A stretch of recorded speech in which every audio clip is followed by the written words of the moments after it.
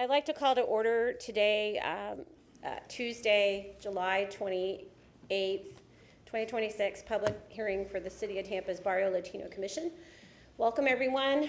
I'm Susan Klaus-Smith. I'm acting chair of the commission today. If you are here to present a project, you will have limited time to make your presentations, so we suggest being thorough but concise. When coming to the microphone, you will need to identify yourself and your relationship to the project. The commissioners will not ask any questions during your presentation, and your project should be presented in the following order: the site plan, elevations, architectural details, and wall sections. The staff will then present the staff report, and we will then ask for public comment. When coming to the microphone for public comment, please state and spell your name clearly if you're here to speak for or against a project. Your time will be limited to 3 minutes, so take some time now to summarize your comments because 3 minutes goes by very quickly. Following public comment, the commissioners will be asking questions in the same order as the presentation. After that, the applicant will have 5 minutes for rebuttal, and the public hearing will then be closed. After public hearing is closed, no further testimony can be given.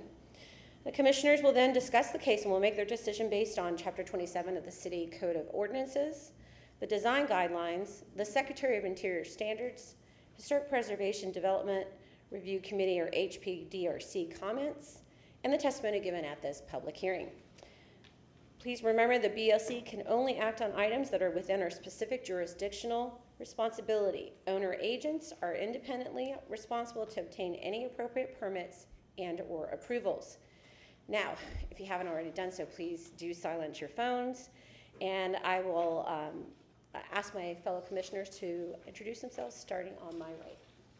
Richard Cato. Vivian Solaga. Good morning, Chase Corley. And then today we have staff with us, Dennis Fernandez, Ron Villa, Jared Varnum, and then our attorney, Dana Crosby Collier. We'll ask Dennis to come up now. Yes. Where's the agenda? Morning, Commissioners. Dennis Fernandez, Architectural Review and Historic Preservation Manager. Next, I would suggest the reading of the minutes from the June 25th, 2026 public hearing. Any comments or objections? None. I have a motion to enter into the record. Move to approve. Second. All in favor? Aye. Aye. So moved. Thank you. Just a couple brief announcements. I do have the June 2026 BLC staff approvals to enter into the record. Those can be adopted by motion at the conclusion of the meeting. Next, did want to call attention to your monthly installment of Bricks and Mortar, our newsletter. We did feature the Tampa Theater this month. That is going through a renovation in celebration of its 100-year anniversary. And they're doing an extensive renovation that we thought would be appropriate to feature in this month's Preservation in Progress. And so with that, Ron will provide that to you. Thank you.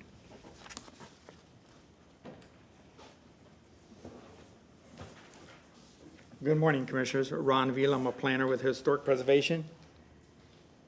as Dennis alluded to, we are going to focus on the Tampa Theater and Office Building in downtown Tampa.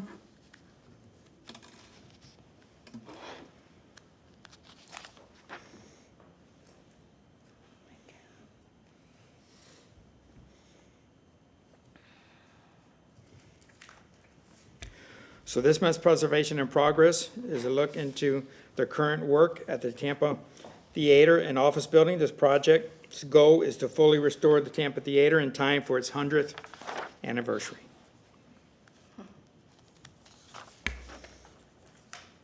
This is the aerial map taken in 2025 of the theater and the office building. It's located in downtown Tampa between Franklin Street and Florida, and in between Zack and Polk.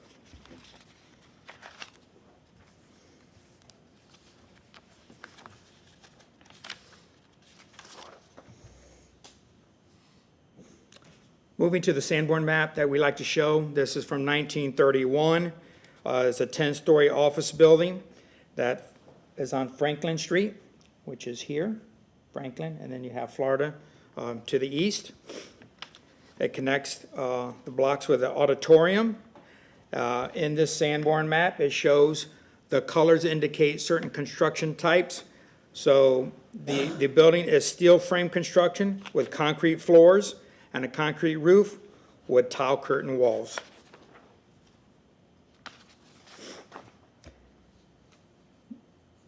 This was denoted as a very important building back in 1978. It was listed on the National Register, one of the first buildings when the preservation ordinance was enacted. Here's some background. Going back to 1925, when the construction began, the architect was John Albertson, and he did over 100 movie palaces within the United States. The engineer was R.E. Hall, and he was an architect as well from New York City. And the construction manager at the time, he came from Miami, was George Miller. So in 1926, it got a little fanfare as the building was erected. They had these illustrations that were there, and they opened in October 15th, 1926.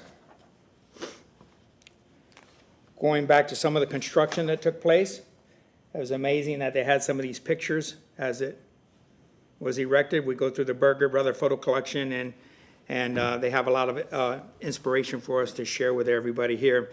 As you can see here, the auditorium was under construction. The steel frame that I spoke about was in place with a hollow clay tile for the curtain walls in the interior.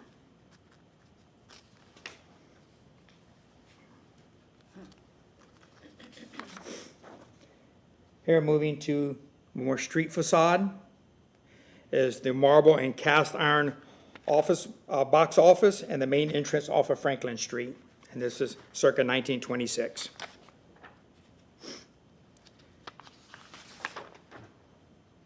The interior was very ornate. It was a major draw. This is when air conditioning first came onto the scene. It had a cooling system, had filtered dehumidification air. It also goes to the atmosphere in the background to show that it was more of a setting than a theater at that time. Focusing on the ceiling, was designed to resemble the sky with lights that mimic the rising sun and the setting sun with twinkling stars.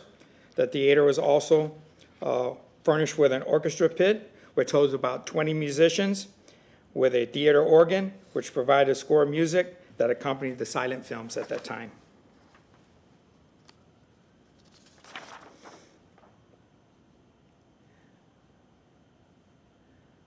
Some of the unique features that it had, the proscenium arch that is in the theater. Some famous sculptures were reproduced from Michelangelo, and the figures from his Meology.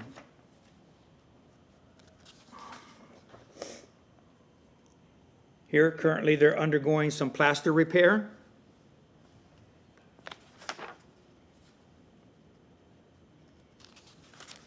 The infrastructure of the building had to go through renovation as well. These renovations to the theater will increase the lighting levels in the lobby and the stage area with new mechanical and electrical equipment.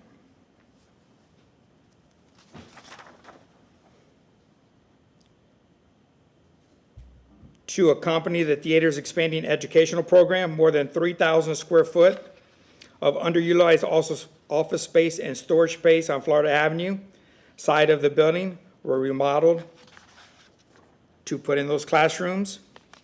And then just to conclude, here, as Dennis stated, that with our Tampa Bricks and Mortar, you can read more about this publication.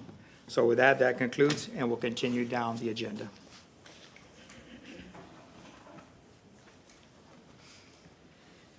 Thank you, Ron. It's hard to believe that at one time that building was threatened for demolition. It was actually one of two buildings that were the first designations in the city of Tampa, the other being Tampa Union Station.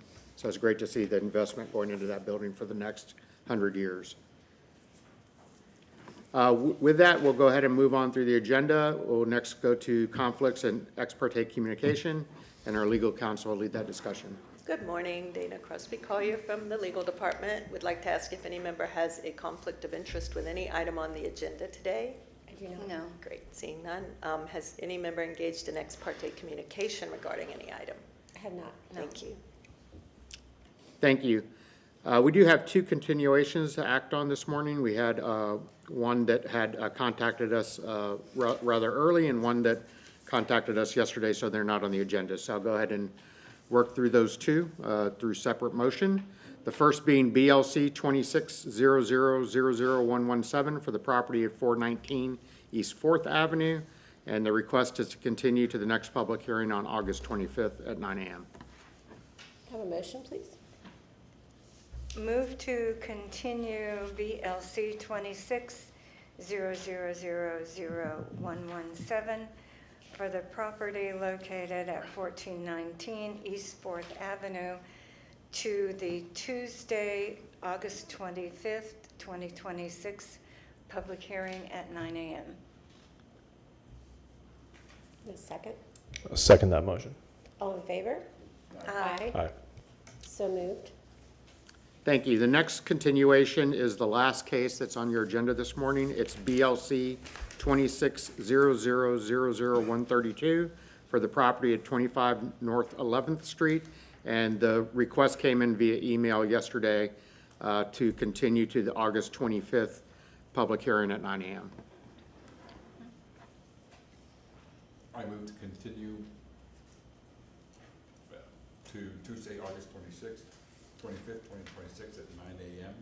BLC 26-00000132. If I may Second. add, for the property located at 2905 North 11th Street. For the property located at 2905 North 11th Street, New York City. Second. All in favor? Aye. Aye. So moved. And just for the record, both of those public hearings will be held here in City Hall Chambers, August 25th at 9 a.m. Thank you. Thank you. Next, we'll move to the swearing. Anyone in the audience who's going to be presenting on a case this morning or providing any sort of testimony, please stand and raise your right hand for the swearing.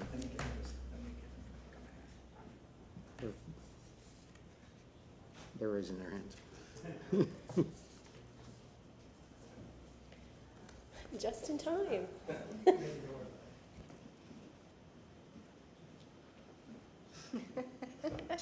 Thank you. Do you solemnly swear or affirm that the testimony being provided today is the truth, the whole truth, and nothing but the truth? I do. Thank you. And with that, we're ready for our first case, BLC 26000071, and Ron will introduce that case. Good morning, Commissioners. Ron Velam, staff with Historic Preservation. As Dennis stated, this is BLC-26-000071 for the address of 1022 East 12th Avenue. The request this morning is for a certificate of appropriateness for a for a duplex at that address noted. Just so you know, the agent had perfected the noticing, but left out site improvements. So this project can move forward after talking with legal, that you're gonna look at the complete presentation this morning. Everything that's vertical can be discussed this morning. Everything else will be delegated to staff if this is to receive a final approval. So staff has the ability through the ordinance to approve driveways, walkways, things of that nature. So just because it wasn't noticed properly in that aspect, it cannot be heard this morning or a motion in that avenue. So having said that, I just want to briefly go through the photo presentation. This is a 1929 Sanborn map. Area in question is circled here. You're going to see that the density and the fabric that's here today in 1929, and then through urban renewal and the interstate, you see how a lot of the density has been removed. So we are trying to pick up the pieces now and move forward. This is infill property of the duplex that's here. I'm going to show you what's on both sides. There is multifamily in this area, so duplex fits in with the fabric that's established. This is a current aerial showing the intrusion of the interstate. This is to the south of the interstate on 12th Avenue. Looking at 12th Avenue to the north. Then you have two abutting structures. This is a period structure that's multifamily to the east. This is single family to the west. That's a contributing structure.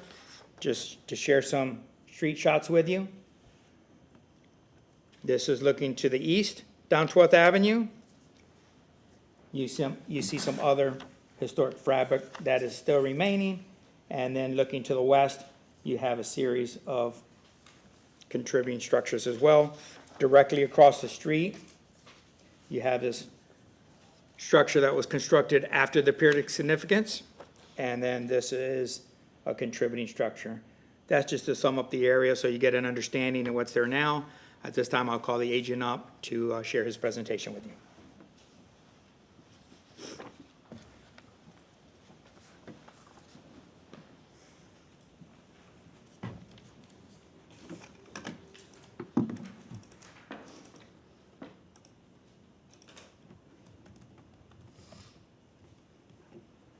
Good morning, members of the board. My name is Juan Quinones. I'm representing the owner of the property located at 1022 East 12th Avenue. I'm going to go ahead and start with the presenting the site plan, and then we're going to move forward to the elevations. So, site plan, we are located in zoning YC2. Front elevation 10 feet is our setbacks. Our side elevations are 3 feet. Rear elevations are 10 feet. I'm going to zoom in into the site plan. As you see, we got the 10-foot setback from the property. Our finished floor is elevated from grade 2 feet to match the adjacent properties.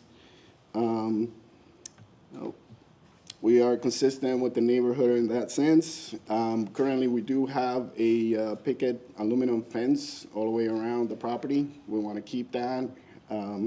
We want to make sure during construction, that doesn't get damaged, and if it does, then we'll replace it accordingly.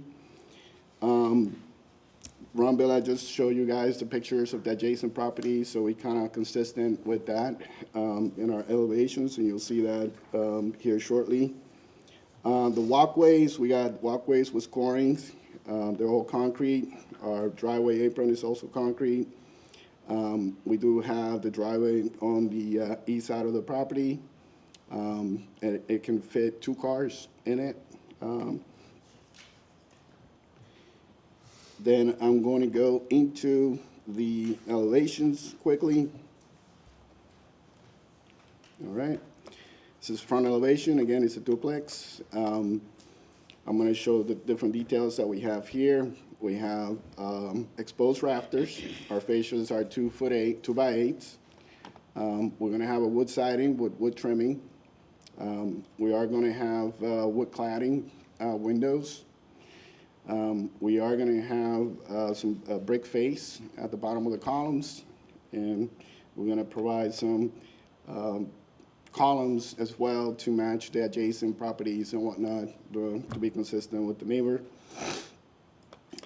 We do have some railings. The railings are gonna be 2x2 pickets with 36-inch height, top rails and bottom rails. Also, we're gonna have some gutters and downspouts, and the gutters are gonna be round, and half-round gutters with the downspouts being round. Apologize for that. Our eaves are exposed, our rafters are 2x6s exposed. We're gonna have bid boards at the eaves and the porch ceilings. Also, the color scheme, I'm gonna run down, the color scheme for the building is gonna be white.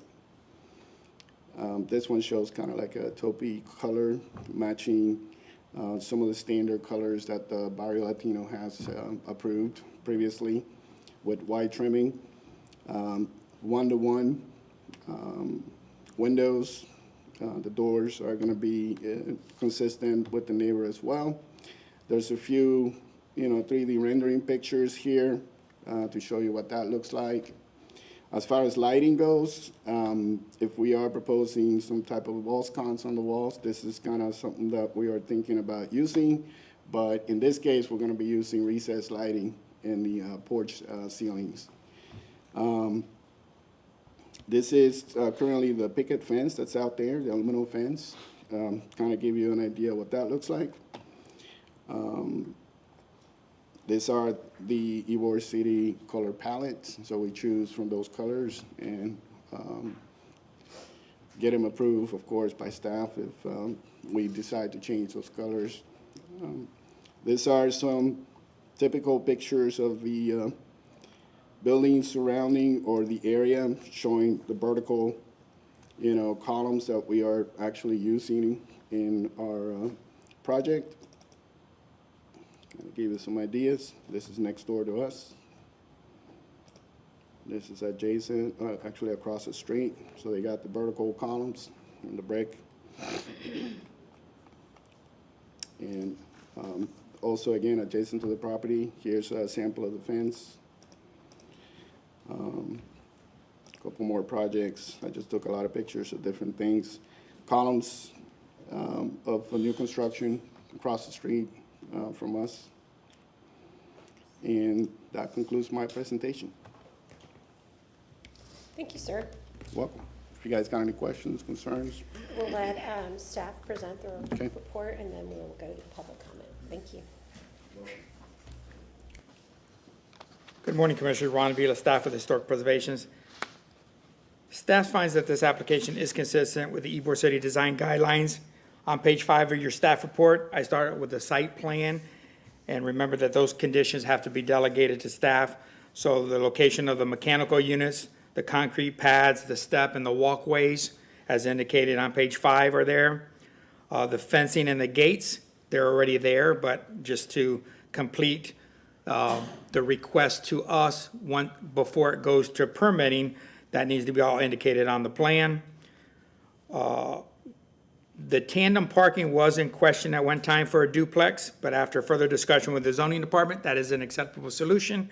So he needs to show the 2 cars on site behind the front setback of the structure, not the porch, but the structure itself. And I think he does have some illustrations. Moving to the primary structure itself, I believe that the agent has some sections that he could share with you. What I'm looking for in the section is a section through the porch, calling out the ceiling and the decking itself. He did illustrate on the drawings that he has 24-inch overhangs. That was a concern early on. The paired windows should have a larger mole in the middle to indicate that there was a weight pocket there. I don't know what the dimension, I didn't see it called out on the plans, but if he could go ahead and elaborate on that. And then he talked about the columns with a porch section, if he calls out what the columns are, if they're round or they're square, and the dimensions of those columns, so we have a better understanding. He did talk about wood siding. He talked about the cladded windows, which are appropriate for new construction. And one area that we're finding that is kind of lacking in the field is the installation of the siding to the corner boards and the trim around the windows. So the siding should be applied, and then the trim should be applied over that, so you have that shadow line that we're looking for that's more period appropriate. I believe he's hit on everything else. I'm here to answer any questions. Thank you very much. Thank you. We'll now open the hearing to public comment. If anyone does have comments either for or against the project, you may come forward at this time. Please remember to state your name and your address before speaking. Is there anyone here who would like to speak? Seeing none, we'll move on to commissioners asking questions. I'll start on my right. Mr. Cahill. I am okay right now. Ms. Salaka. I have a couple of questions. The drawings that we received to review has some comment about gutters and downspouts, yet none of the elevations show the locations of those or how they will look or connect. Have those been updated on the drawings, and staff has had a chance to see that? Not for the gutters and downspouts. We are going to connect the gutters and downspout. We have to have round, with the downspouts being round, connecting to an ADS pipe underground. I would like to just be sure that that the drawing of the detail of that is reviewed by staff before Absolutely. Proceeding. The drawings also make significant reference to fin installed and flange installed windows. Your verbal comment indicated these are aluminum clad, wood aluminum clad windows, and we would just need to be sure that any reference on the drawing to fin or flange is removed so the contractor is not confused. Absolutely. And to verify that with staff. I also noted that the details of the trim at the windows and the doors are not included in the drawings. There's no dimensional criteria in the drawings regarding any of the trim. The elevations indicate that you're using wood siding. However, the section on sheet A1 has a note that says that it is hardy board.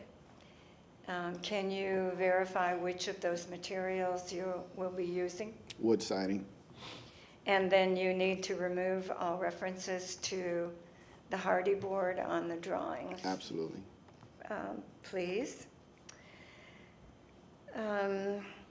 The elevations and your comments here today indicated that there are single light windows. However, all of the window elevations on the drawings show divided light. And those should be removed if they are in fact not being used.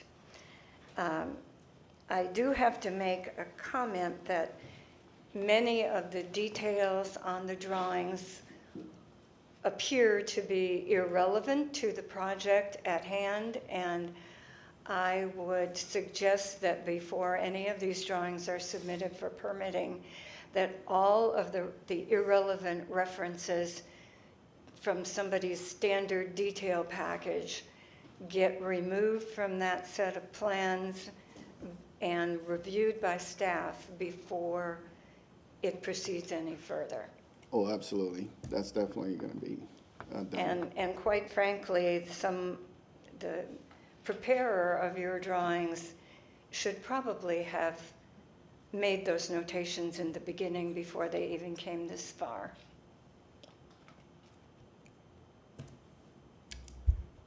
That's it for your questions, Yes? Mr. Corley? Hey, good morning. I just have one quick question. Just I'm unfamiliar with it. The weight pocket on paired windows. I'm not sure if that's a question for staff or not. I'm just unfamiliar with that term, weight pocket. Can you pull up the side elevation? So it's a detail that the trained eye kind of picks up. If we could go to the, go here, zoom in there.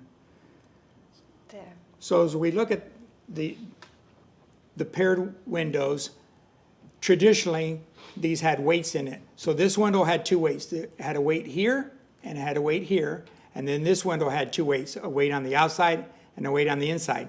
So the weight pocket in the middle had to be a little larger, wider, to accommodate the two weights.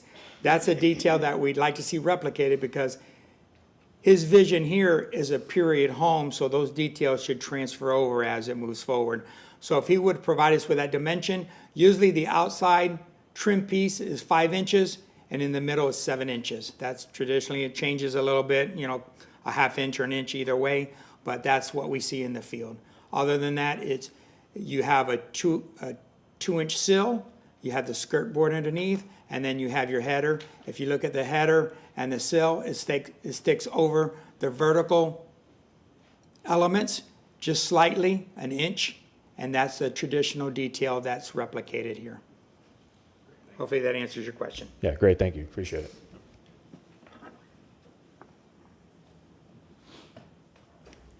Did you have a question for the applicant at all? No?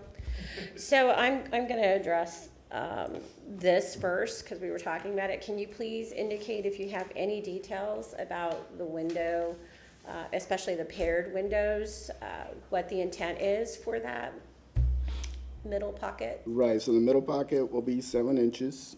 It's a 7-inch trim, and then the, either side of the windows will be 5-inch trim.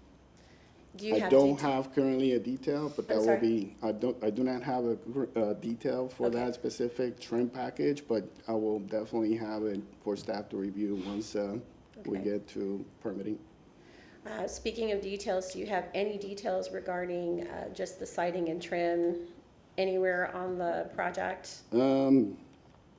I do not have that at the Okay. moment, no. Need that. What about detailed drawings for the railings? For the railings, I do not have the details for the railings. I do have some elevations of the railing.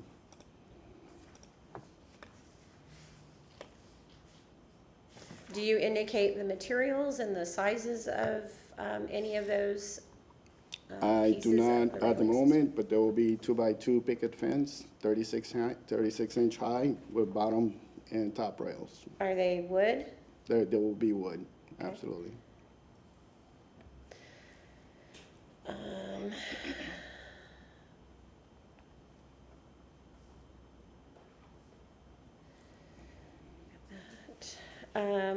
Do we have a section through the front porch?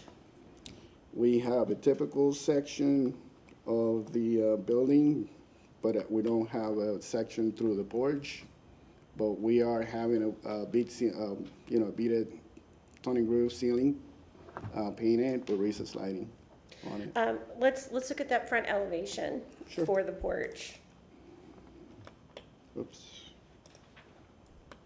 So, can you speak about what's happening right above the columns? Is that a beam that is getting wrapped and we'll see it from the other side in the porch area? Or is that a flush ceiling condition that goes to the underside of that? And so you'll have a beam that goes down, and the ceiling will be actually recessed inside. Okay.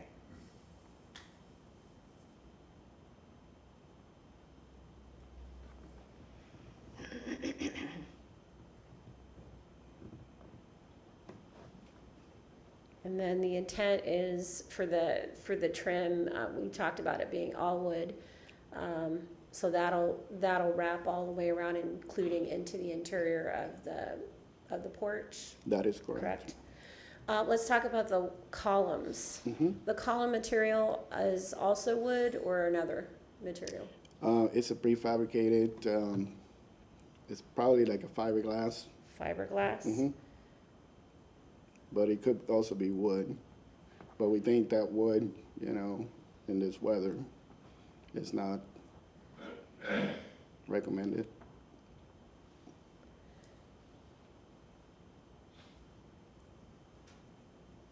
And then the foundation for the project, if we could go to your typical Yes, it'll section. be stem wall, concrete, CMU with block.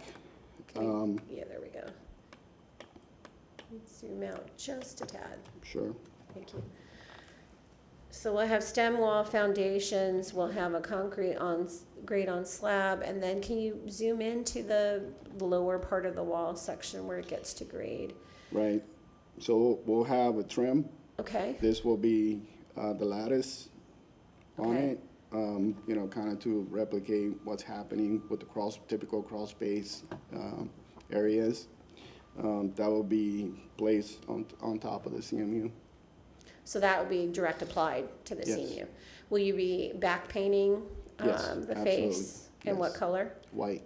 White.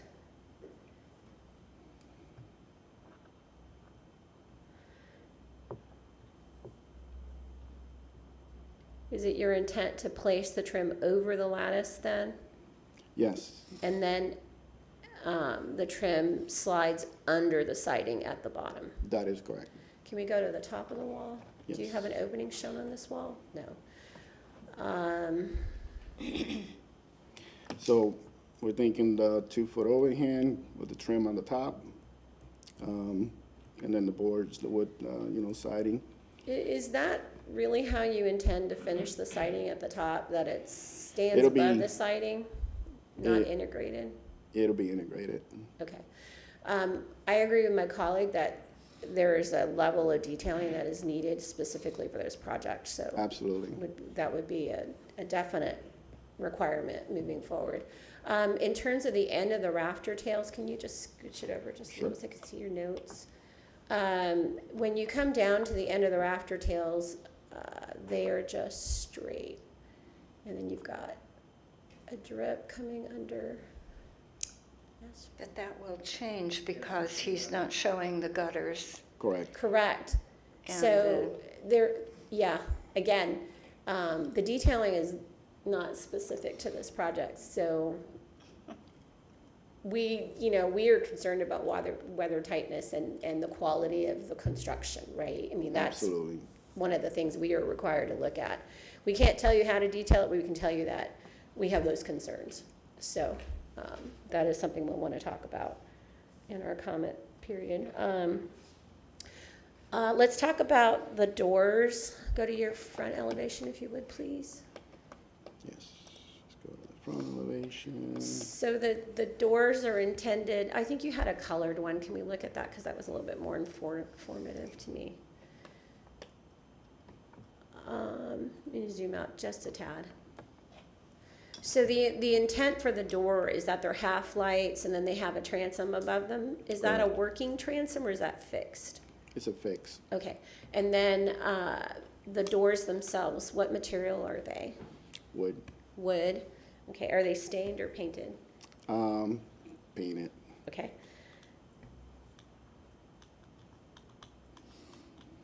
And then we talked about the windows with my colleagues, so we won't go there.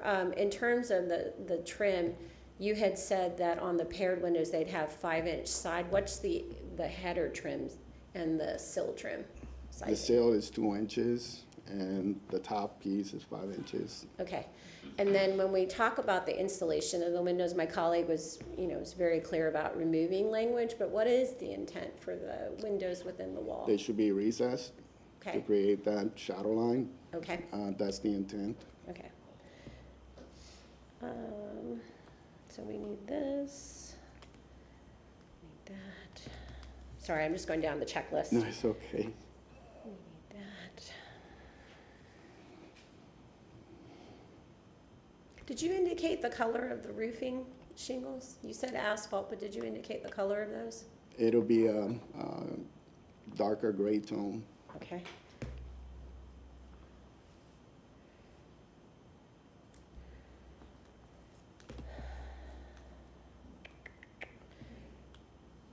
And then the porch itself, does that have any finish on it, or is it just the concrete slab? Concrete slab. And how is that gonna be finished? Just the broom finish. Broom finish? Yeah. Actually, it's gonna be a slick finish, but a little bit of broom finish, I'm gonna Okay. say. All right.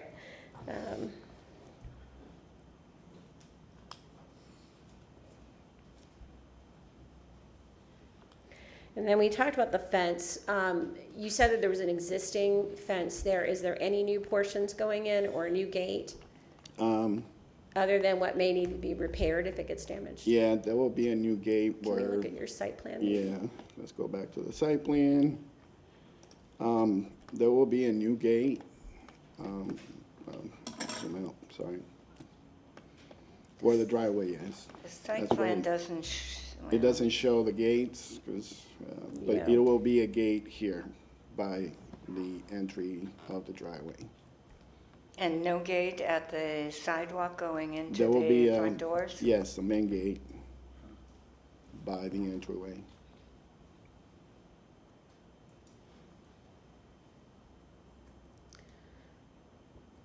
And then there's nothing in the back at the rear of the No. home? No, it'll be just. And is that alley active? I think it is, correct? There are a few of the neighbors that are using it, that are using the alley, but, Right. it Is- doesn't cut through. It's a little tough to cut through because of the highway. Oh, okay, and so the it's wall not from the being highway. used for servicing Right. at all? So there's no waste collection or anything like That's that correct. in the rear? Okay. So the intent currently is no Not no using gate the at the alley. rear? Right. Okay. And then I see that you have the AC platforms indicated at the rear of the property, so Yes. they're properly screened. Can we scooch down and look at the driveway? How long is that driveway from the front of the It's front 40 of the building to the back of the drive? 46 feet. No, that's from the property line. Yeah, from the property line. So from the porch Yeah. to the back is 36 feet. Because we got a 10-foot setback. 38. So I'm not quite sure, but is that long enough to pull in two cars and have them tucked behind the facade so that they're properly behind the Yeah, facade? 18 feet by, 18, typical parking spot is 9 by 18. So we got 36 feet area. Yeah. Was this reviewed, I'm sorry, staff, question for staff. Was this reviewed with transportation? It was, and there's usually three parts to a driveway. There's the apron, then there's the middle part that connects the parking pad. The parking pad has to be solid, and it has to be 36 feet long if it's tandem. So that does meet, we were working with those numbers Okay. with transportation. Just to elaborate on the alley is open but unimproved. When the interstate came through, it kind of violated everything. Initially, we looked at using the alley to come into the site to respect the grid, and there was a lot of challenges, and there's a tree back there as well. I don't know if the Okay. tree's indicated, but you really have to come off 12th Avenue. Okay, thank you. Yes. Can you scooch the site plan just up a tad? I want to see it to the curb. Oh, to the So I curb. see the front there. So you mentioned the scoring, and for the most part, it looks like it's what we would expect. I am a little concerned about how the drive from the curb ties in and goes into the drive within the property line. So I would recommend reviewing and reconsidering some of the scoring at the sidewalk in front of the property line as well. And just look at what's in the neighborhood historically. The scoring is appropriate with, it seems, within the property lines, but you would also have that scoring outboard on a public walkway, typically in a historic neighborhood. So reconsidering that. And then, what's happening on the left side of the property? Is that some sort of stormwater management? Yes. just Okay, and that's on both sides? On both sides, correct. Okay. Foundation hardware. Did we review hardware? No. Do you have any hardware at this time in mind? I don't. Okay. Need to get that.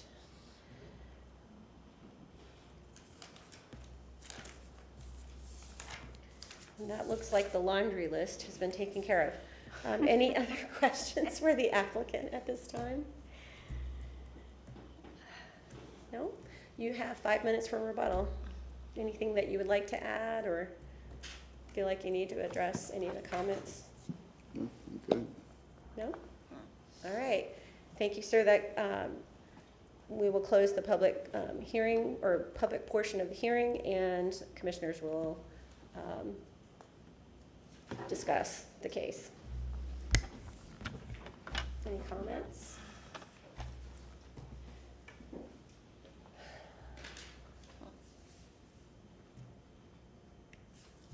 I think the comments you made are appropriate.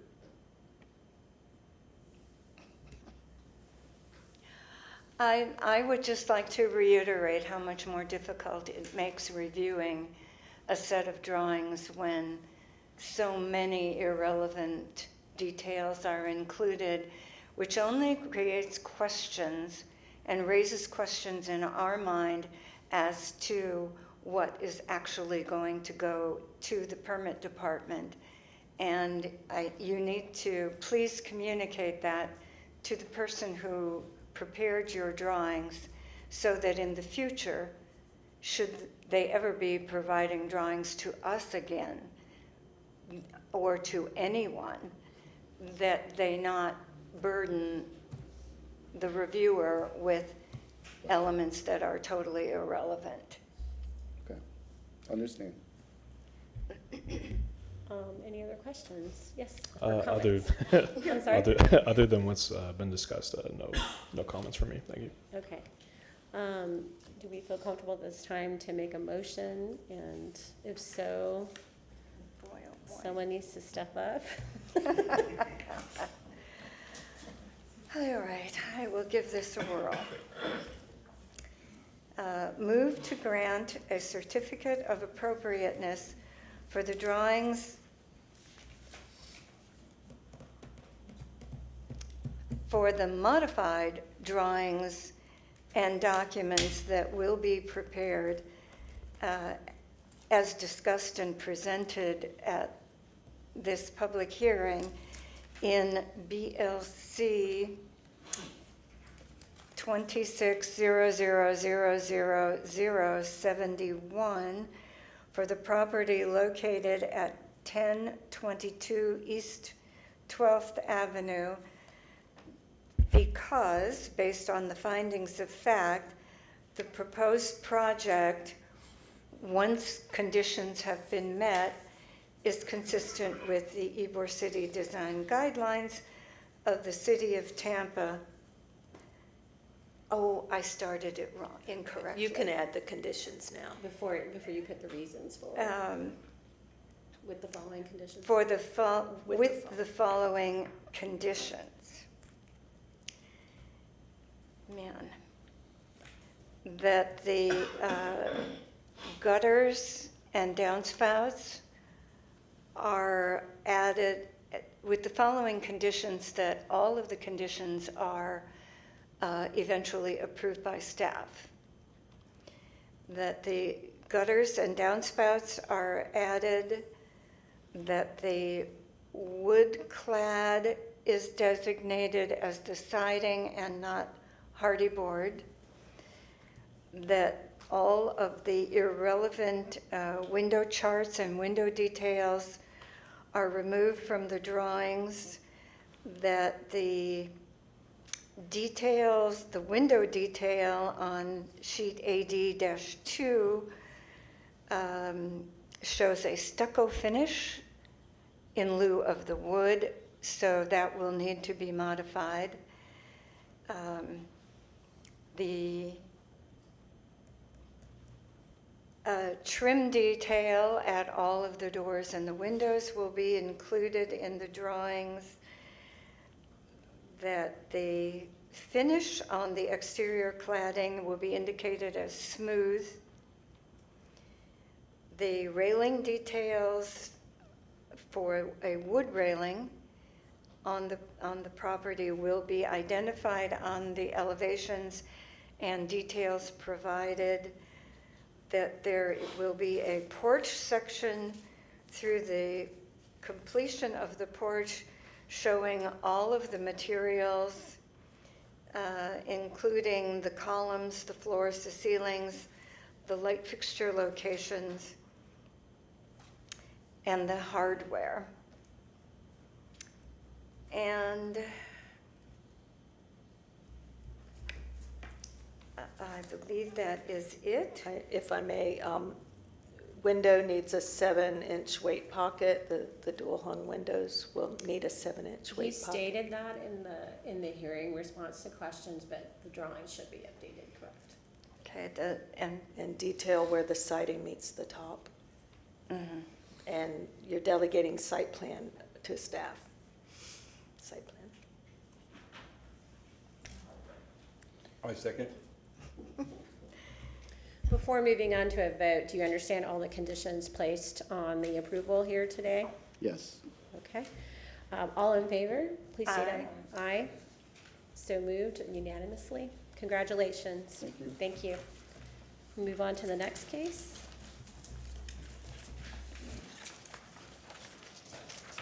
Commissioners, I would request a 5-minute recess so our next applicants could set up. Okay. Motion, please? Do we need a motion? Yeah. Oh, Move to recess for 5 minutes. go ahead. I move that we take a 5-minute break. Second. All in favor? Aye. Thank you. So moved. We are in recess.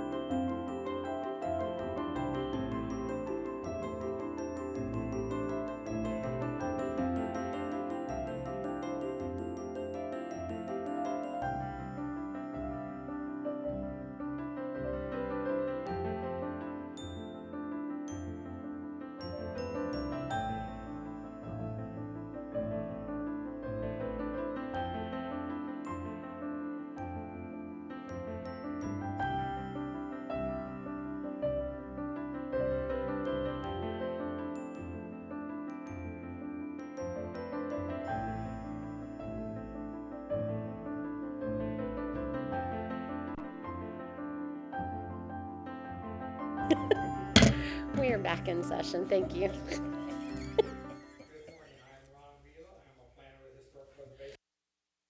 Item is BLC 26-00000113 / TACPA 2601. This is for a comp plan amendment recommendation from CMU 35 to UMU 60.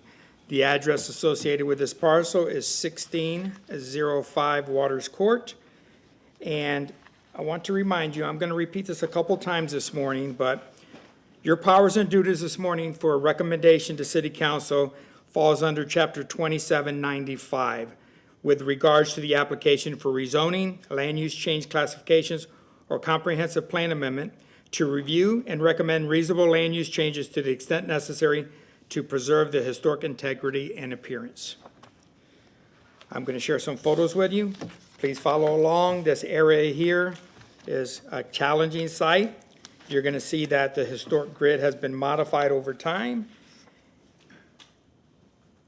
And here is the 1929 Sanborn.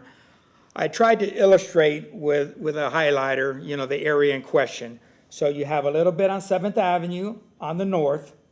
As it comes down, you have Henderson, which I'll show you in a current map. It does not go all the way to Nebraska. This is Nebraska, so you have the face of Nebraska still in place.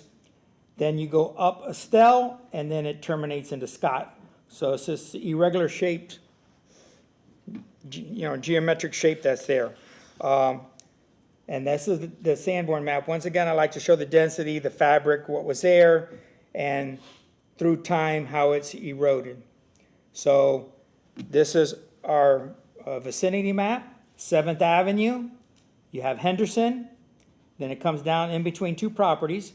You have Estelle on the south side, and then Scott on the east. The most current aerial, a lot of this has been removed now, this housing stock. So these are still here.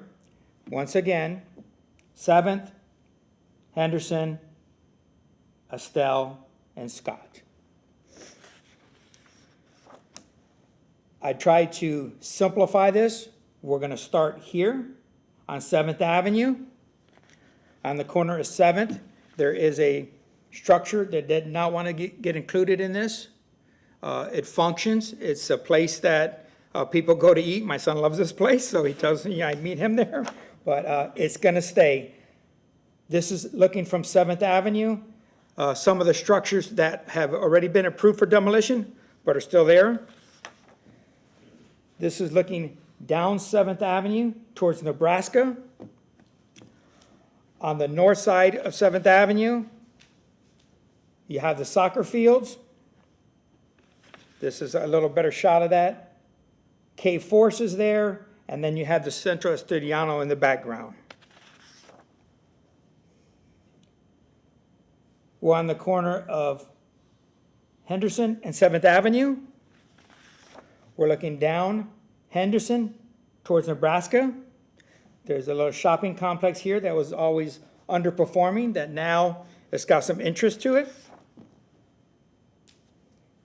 which is here.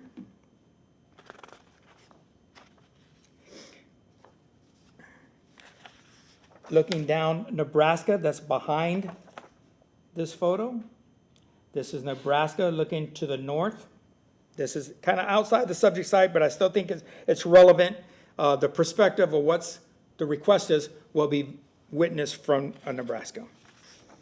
And this is Nebraska looking to the south.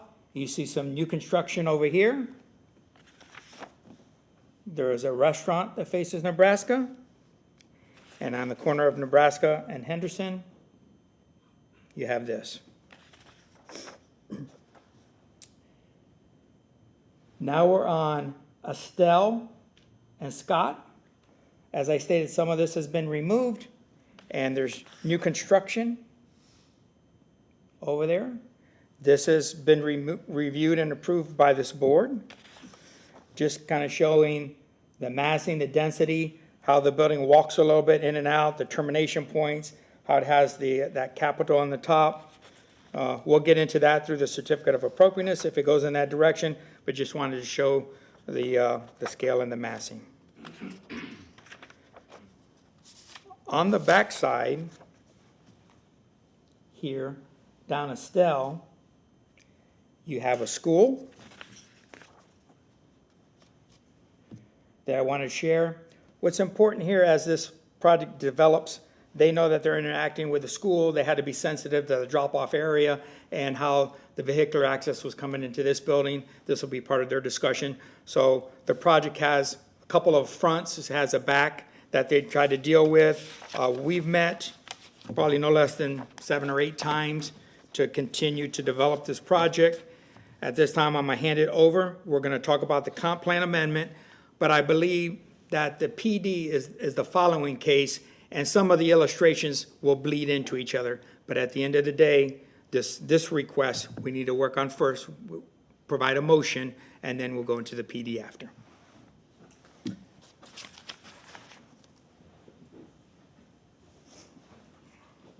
Thanks, Ron. Truett Gardner, Gardner Brewer Hudson, 400 North Ashley Drive. First of all, I wanted to thank staff. As Ron mentioned, we've been wearing him out with meetings and have made changes along the way that we're excited to present to you. And then wanted to thank you for your time and consideration. And we're excited to present this project to you and to hopefully be a part of the rebirth of Ybor City. That's been the goal throughout, to do a project that you could be most proud of and that we can all be most proud of, because we all love the district and are excited about its possibilities. We've got a great team, many of whom are here today. Presenting with me are Ricky DeCamps, who is with the development team, and Megan Smith, also with GBH, as well as the architect Christian Aquedo. And we are happy to answer any questions. Feel free to interrupt us. If you need any clarity at all, we're happy to try to provide that clarity. The property in question is owned by Ms. Kay Andrews. It was the site of the Tampa Park Apartments. There are no historic structures on the site at all. It sits on the edge of the historic district. You'll see maps that Megan's going to present. And as Ron showed, the historic grid was broken down when the Tampa Park Apartments were constructed. We're leaving that same general geometry in order to keep things like we have heard a lot of affinity towards the taco shop, so to keep things like that in place, but wanted to honor the district through the architecture and the design and the scale and massing of what we're proposing. And throughout this project, from the beginning, we've vetted it with many stakeholders and Ybor, many council members. We view this as important and didn't want there to be a misstep, so have communicated from the beginning and really have received nothing but positive support, which I think you'll see here today. And with respect, I know that we're doing kind of this in 2 parts, but sticking to the comp plan amendment, we did have a hearing prior to this hearing in front of the planning commission, and they recommended unanimously for our comp plan change. So we'll present that. We do want to present a little bit of the vision just so you can see it on the rezoning, and then we'll get into the nuts and bolts of the rezoning with that element of the request. So with that, we respect the BLC, we respect your charge, and it's our hope that what we're going to present to you is something that you can fully support. And with that, I'll turn things over to Megan Smith and then Ricky DeCamp. So thank you, and again, here for any questions. Good morning, Megan Smith with Gardner Brewer Hudson. So, there we go. Okay, so as Truett mentioned, kind of just wanted to highlight in where the site is located within that Ybor Historic District, and you'll see the yellow highlighted, that's Nebraska Avenue, that is that CBD periphery line, just to give you some context of where we're at in the general scheme of the city of Tampa. This site we really feel is a gateway. It serves as an important pivotal role from the Seminole Heights District, downtown Tampa, Channel District, all fitting into Ybor that we know and love. And so we feel like this request is a consistent request with the comprehensive plan because it helps transition it from those higher intensified uses into the Ybor district, Zooming in, the site is located at 1605 North Waters. It is in the Central Tampa Planning District, the Ybor Local Historic District, the Central Park Urban Village, And again, it's less than 250 feet from the central business district, highlighted in yellow. So any property across that yellow line can actually double their FAR up to a 7.0, which we feel is an important item to note. This map on the left shows the subject property as it exists today, CMU 35. The map on the right demonstrates the UMU 60 that we are requesting before you guys today. The green dashed line is the Ybor Historic District line in that area, and just wanted to make note that there is UMU 60 currently in the district, so we wouldn't be introducing a new use and really just continuing it and adding that important transition piece from downtown into Ybor. This is just a quick hit, taking a zoom out, showing that intensified use to the east, west, and south subject site from our subject site. What this change means, we feel like that's an important item to highlight. The Planning Commission and future liens designation, there isn't a category between CMU 35 and UMU 60, so we get kind of stuck in a little middle spot there. It does allow us to go up to a 3.25 FAR, but as you'll see in our next application, we are only proposing a 2.9 FAR, so actually leaving about 50,000 square feet out of the proposal. It's just there's not that middle category to catch us, so that's why we are here requesting the UMU 60, which again we do feel is appropriate. Transportation-wise, showing that connectivity, we've got Heart Route 9 to the west, which is a transit emphasis corridor. We also have the Tico Street Line car right to the east, and so the site is an apt spot for a residential to come into play, an intensified residential with public access to transportation anywhere within the city of Tampa that they're looking for. Quickly, I just wanted to cover, there are some comprehensive plan policies that are supporting this, development strategically located in a mixed-use area, higher density development that's compatible with the surrounding character, which you'll see later we are proposing, and it's a compact city form strategy. And so with that, when we presented to the Planning Commission on May 11th, they did unanimously support our request to change over to the UMU 60. Wanted to just kind of give the safeguard piece of it. As you guys know, this is one step to this process. We're going to come back before you for the PD recommendation, and then again, as these design details really start ironing out, for the certificate of approval. So this is just that first step into the process and getting us moving. And with that, I'm going to turn over to Ricky DeCamps, the development team, so that he can just talk about why the site was a one that they chose. Thank you. Good morning, Ricardo de Camps. I'm working with the landowner, Tampa Park Apartments, on this project. I am the developer.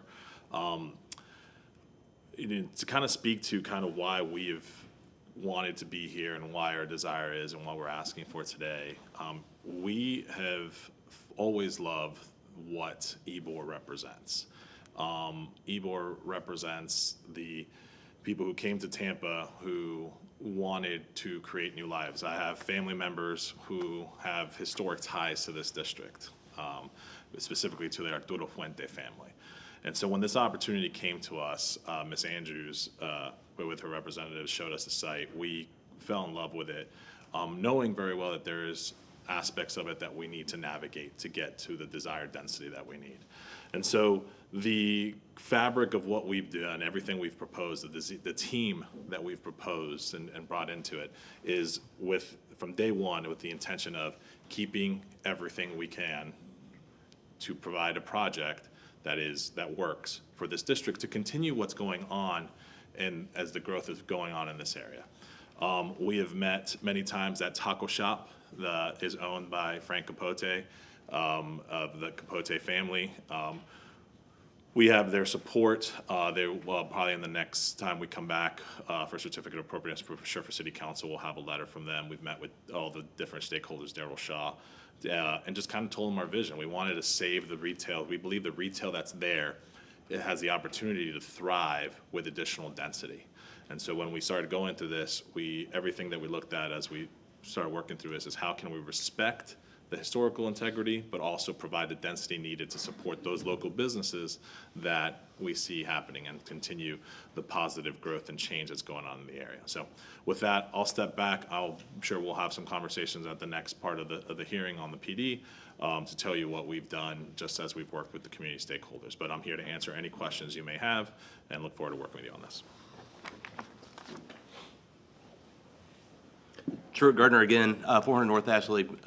Thank you, Ricky. Ricky's a very modest guy, just so you know the quality of what we're dealing with here.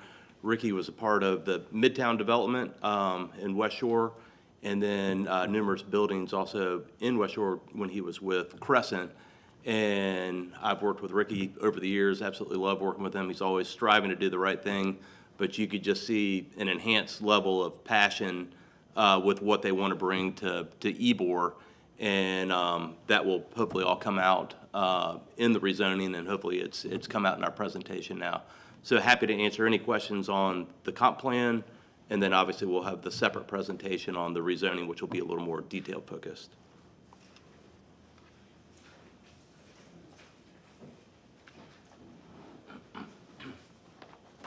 Good morning, Ron Vila, staff with Historic Preservation.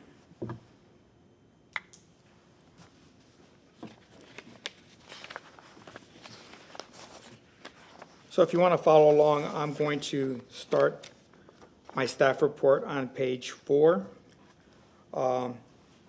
Just to reiterate, your duties and powers is with regards to the application for rezoning, land use change classifications, or comprehensive plan amendment is to review and recommend reasonable land use changes to the extent necessary to preserve the historic integrity and appearance.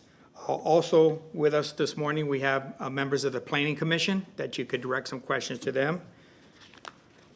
Just to start, I think we're the front line of the caretakers for the district, staff, and then you guys as well. And we take this very seriously as it comes forward. As we stated this morning, we've met many times to continue to massage this request to get it in line with their vision and our criteria.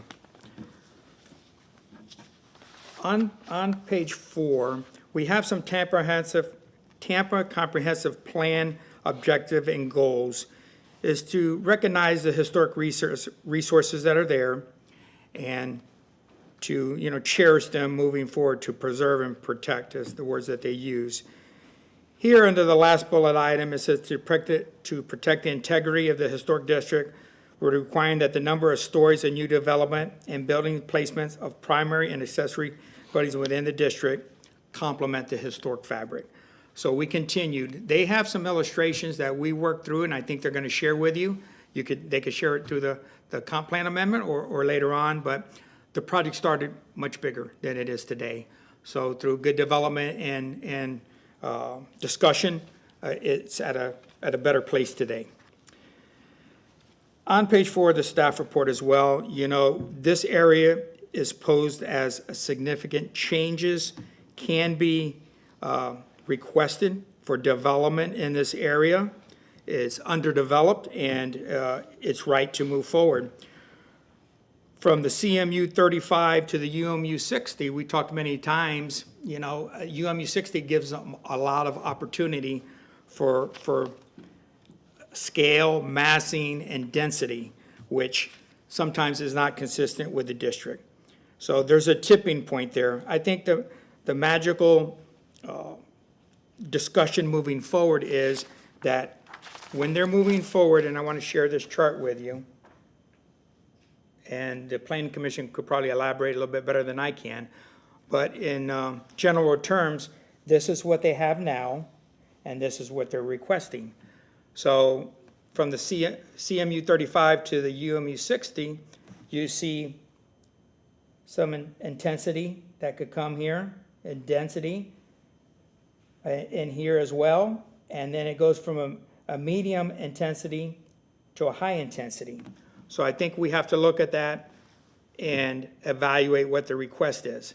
They had stated, and I'd like for them to show in more detail, that although they have some entitlements under the UMU 60, they're not going all the way to the max.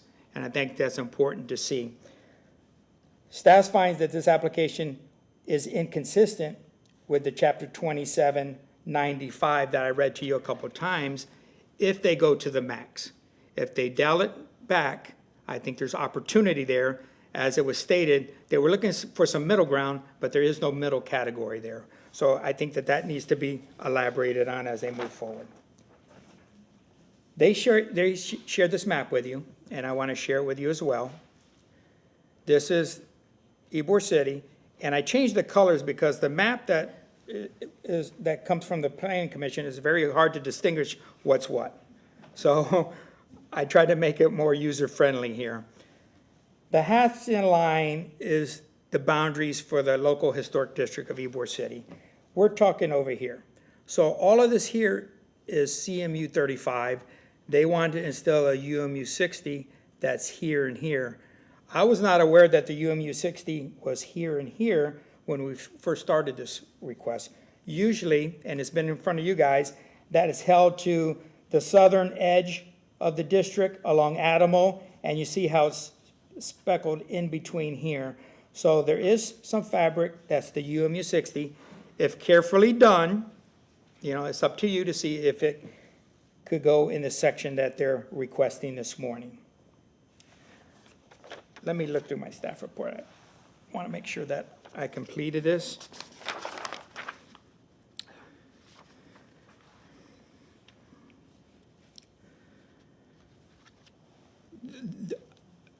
I think through your motion, and please get together as a unit and have a strong motion coming forward. This is a recommendation to City Council. Choose your words carefully and put it into some kind of bullet item that City Council could review and kind of decipher in some kind of logical fashion moving forward. I think that's it for me. I'm here to answer any questions if required, and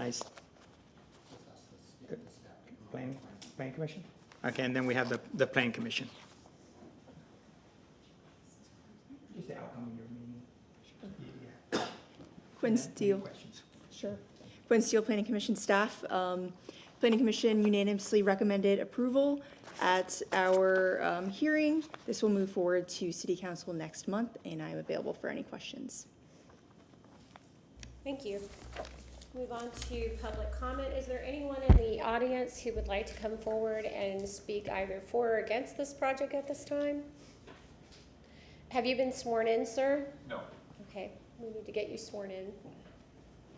If you could stand.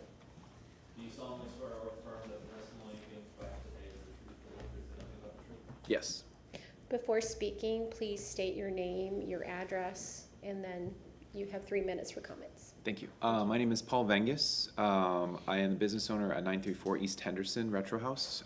You saw it up on the overhead just a few minutes ago. I just briefly wanted to, I won't take up too much time. I'm here on behalf of the other 3 business partners of the business. It's 2 husband and wife couples. I just wanted to speak really quickly on how excited we are for the project.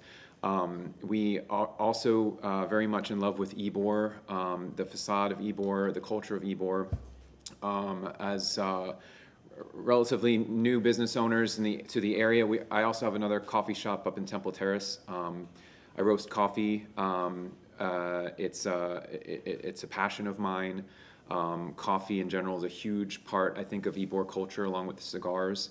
So what we're trying to bring to that little section there is just something that is unique. Obviously, you mentioned earlier, but also something that the people that are moving into that area with the other developments and now this one, they're really going to appreciate in a way that says, this is Ybor.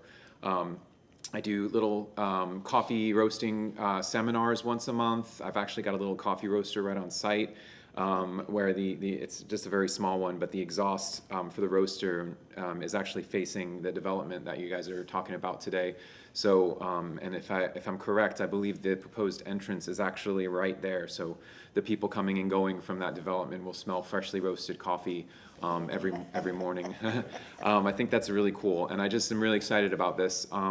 One of the only concerns that we have in that area, I think, pertaining to you guys today in the committee is just maintaining the image, I think, of Ybor as a just a prestige cultural area. To make sure that the new people coming in, the new faces that we're seeing, are really aware of that and they feel safe. you know, there's a lot going on right now in Tampa, and we've had some issues with transients in that particular intersection. So I'm really excited just to see this come in, to send a message to the community that we want this to be a safe community, you know, drug-free, crime-free. And I think that based on what I've seen so far from the proposals, it looks like that's really going to work. And I'm excited to be, you know, literally the business facing this development that we're talking about today. So thank you guys. Thank you, sir. Any others that would like to come forward at this time? Seeing none, we will move on to commissioners asking questions, and I'll start on my left this time. Who would like to come forward? Or we'll wait for the question, I guess, and see who needs to respond. I don't have any You don't have any questions at this time. I think. Commissioner Salaga. I would like to ask someone from the Planning Commission if they could shed some light on the logic and the reasoning behind your decision. Sure. So this site is located near a lot of infrastructure, a lot of transportation resources. So we thought that higher density and mixed-use development would be appropriate for this area. Also, the compact city form and our housing policies to ensure an adequate supply of housing. So in you're approving their request, does that make their property on par with the gasworks designation? Sure, I can actually show you a map of this site here and portions of gaswork here, this is UMU 60, so they're going to request the same as here. And it also goes down here, which is RMU 100, which is a higher intensity than the UMU 60. Okay, that's the one that's adopted. We received in our package two maps. Correct. One that says it's adopted and one that says it's proposed. Correct. So the difference between the two is what? This is the existing. I mean, I understand the definitions of the terms, but is the adopted the one that you just approved? We don't approve anything, we're just a recommending You body. recommend. So this is what is current today, this is adopted, this is Okay. what they are proposing, and then if city council chooses to approve it, this would be the then adopted future land use designation. Got it, okay. So just to confirm the language, proposed means it's what the agent applicant is proposing. Correct. It is not what a governing body of the city is proposing. It's not a proposed amendment to the comprehensive plan. Correct. Any other questions? No, that was it. No. Thank you. I have a question for anyone who wants to answer this, maybe staff. When we look at the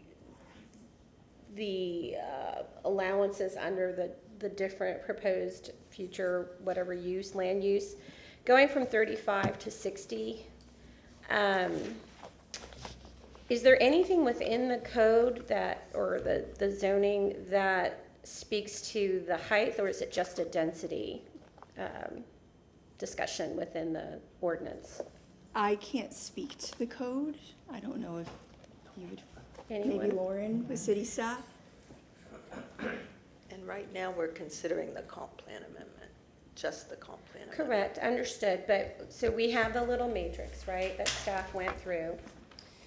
It talks about the FAR, it talks about the intensity/density, and it also notes that residential projects are determined by either density or floor area. But I'm wondering if there's another piece to that, if this is mixed use, urban mixed use 60 or community mixed use 35.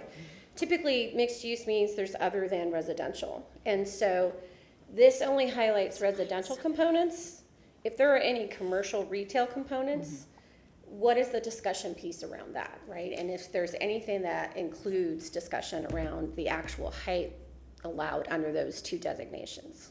Yeah, so Lauren Vasquez, City Planning Department. The specific height, setback, and things of that nature are regulated by the zoning district. So at the time, I believe the applicant indicated that they were going to pursue a planned development district. So that would be discussed at that time, as well as the specific uses that are allowed. So this is a mixed-use category.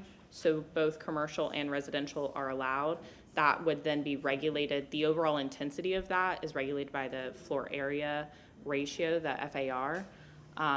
But the specific uses and what is allowed is determined at the time of the rezoning. Okay, thank you so much. So for staff, the applicant stated that they are seeking a 2.9 FAR rather than the allowed 3.25 FAR under the urban mixed use 60. Is that something that we would state in conditions if we were to approve this, or no? No, ma'am. Dana Crosby, Legal Department. This is a comp plan amendment. The zoning is completely separate. Everything associated with the PD is separate. When you approve this comp plan amendment, yes, ma'am, the maximum non-residential development potential is 3.25 FAR. It does not get reduced by any action of any board. That is what can be built on this site. Whoever rezones it in the future, that is their maximum development potential. Okay, thank you. That's it for my questions. Thank you so much. I have none at this time. All right, any other questions for anyone at this time? No? You have 5 minutes for rebuttal if you would like to add anything to the. Sure. Truett Gardner, 400 North Ashley Drive. Again, here to answer any questions and appreciate those so far. And I certainly understand Ron and the board's need and desire to be the gatekeeper. We want to present something where you're not just giving us a blank check. We were just actually looking at the language when you compare CMU 35 to the UMU 60.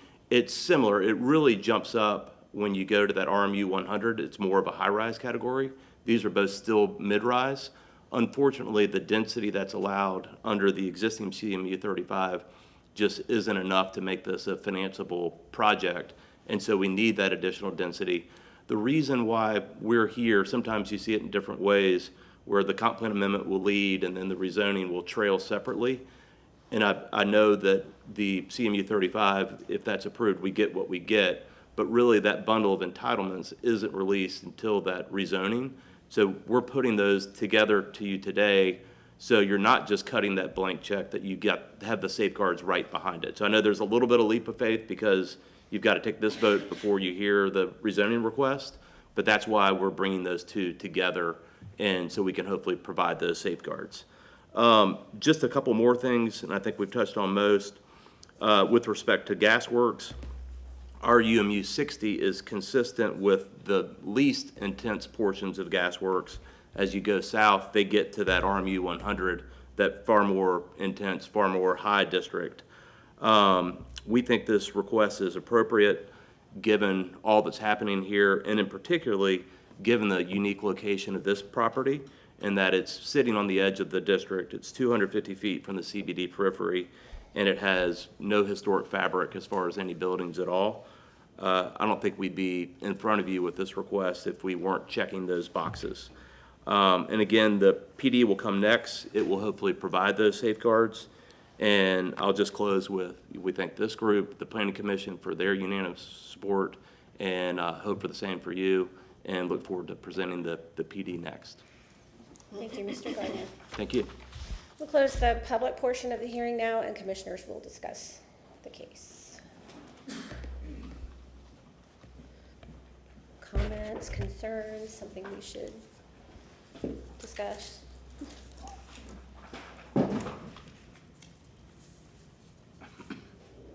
Any?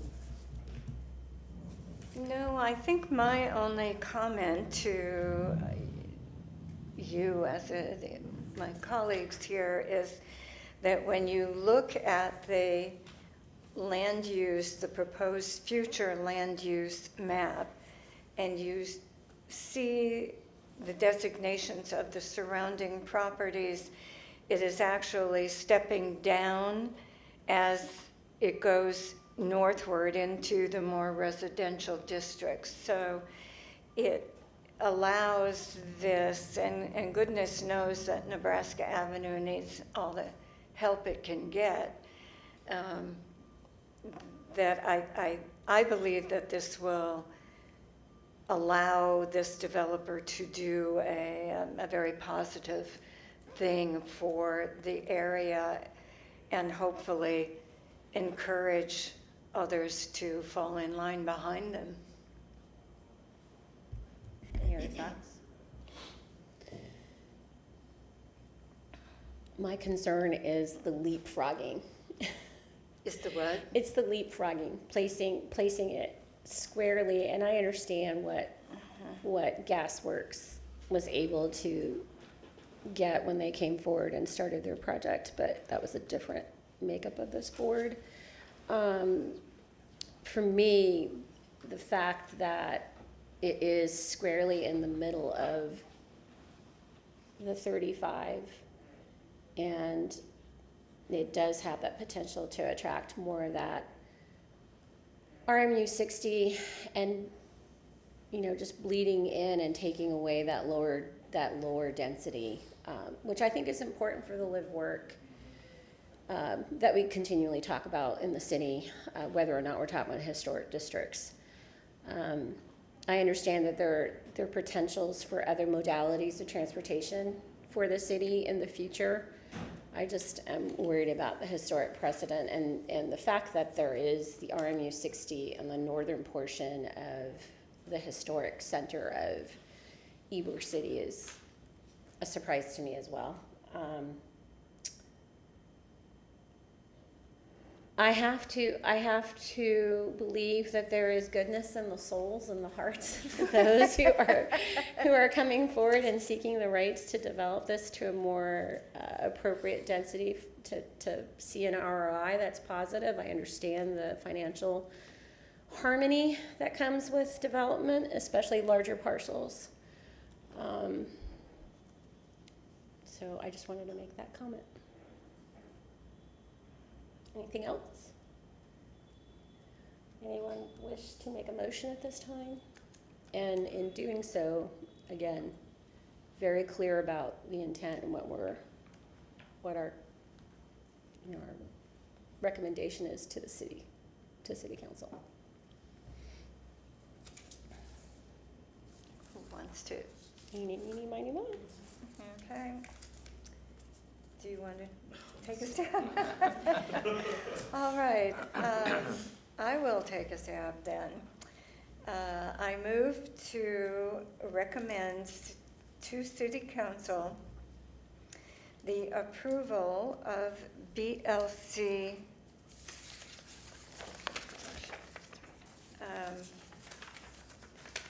26-00113/TACPA 26-01 for the property located at 1605 Waters Court, Ybor City,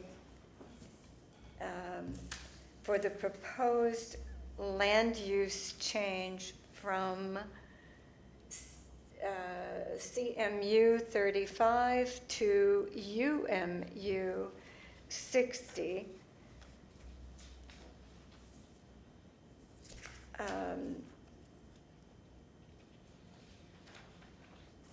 Any conditions? For the reasons that it will present to the historic district an ability to upgrade the western edge of the district. It is a property that does not presently hold any historic properties. And it is a designation that is similar to reasonably adjacent properties. And a second? Second. It's not on. Second that motion. Since there were no conditions, we won't ask if there's any questions or concerns. We'll move to a vote. Those in favor say aye. Aye. Aye. Those opposed, nay, nay. Motion carries with 3-1. Thank you. We'll move on to the next. Good morning, Commissioners. Ron Avila, staff with Historic Preservation. Our next agenda item is BLC-26-00114/REZ-26-00060. This is for the address of 1605 Waters Court. The request is for a recommendation to rezone the property from YC2 to YC9. YC9 is a PD within the Historic District of Ybor City. It's site plan controlled. You're going to look at the scale, the massing, the setbacks, and the footprint of the request coming forward. They are going to share some renderings with you. At this stage, renderings are not required. You're going to see a little more design development than that's required. Just focus on, we're here for the YC9 in front of you, YC2 to YC9. And if you have any questions, we could make that clear. I think that now you're going to get a little more clearer look into the future. You looked at the comp plan amendment. You're going to see the rezoning. And if all moves forward, this will come in front of you again for a certificate of appropriateness. At this time, I'll turn it over to the agents. Good morning again. Truett Gardner, 400 North Ashley Drive. Thanks for your trust on the comp plan amendment. This is now the fun stuff, so we'll get the boring lawyer out of the way and let the development team and the architects speak to it. But again, we'll be happy to answer any question.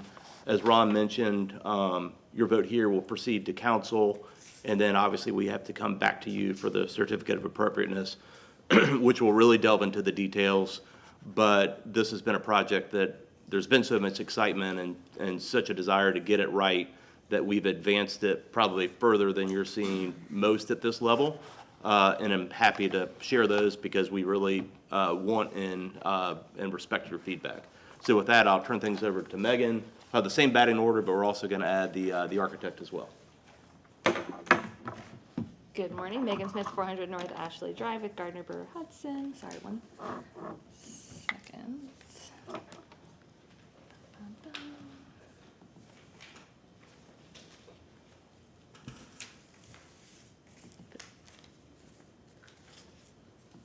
There we go. Okay, back again. So again, we're talking about 1605 Waters Court. The site is 3.33 acres in size, and we have frontage along East 7th Avenue, East Henderson Avenue, Scott Street, and East Estelle, located across from Washington Elementary, and it's in close proximity to the public library, Robert W. Saunders Senior Public Library, and the park that's right there as well. To our east is La Union and the Stevedore. As previously mentioned, the Google aerial shots have not been updated yet, so those have been changed over. What we are proposing is a 325-unit multifamily residential structure. The FAR proposed is 2.90, so that's approximately 420,000 square feet. It's going to have a structured parking garage wrapped by residential units with ground floor walk-up terraces or terracitas, and a tiered building design with 18-foot step backs at the 45 feet height set. Just for reference, here's our PD site plan. You'll see ingress and egress along East Henderson Avenue. That's going to be for the structured parking access. And then loading and solid waste is going to happen off of Estelle. There's a courtyard in that middle area of the building, so it's wrapping around that pool courtyard area. And then there's also a green space behind the taco restaurant as well with some nice seating and fire pitting areas. As a part of our request, we do have 2 waivers. They are both loading related. One is for maneuvering in the right-of-way, and one is to reduce down to the 2 12-by-30 loading spaces, and feel that that is adequate and will meet the needs of the neighborhood and keep the trucks off of the streets.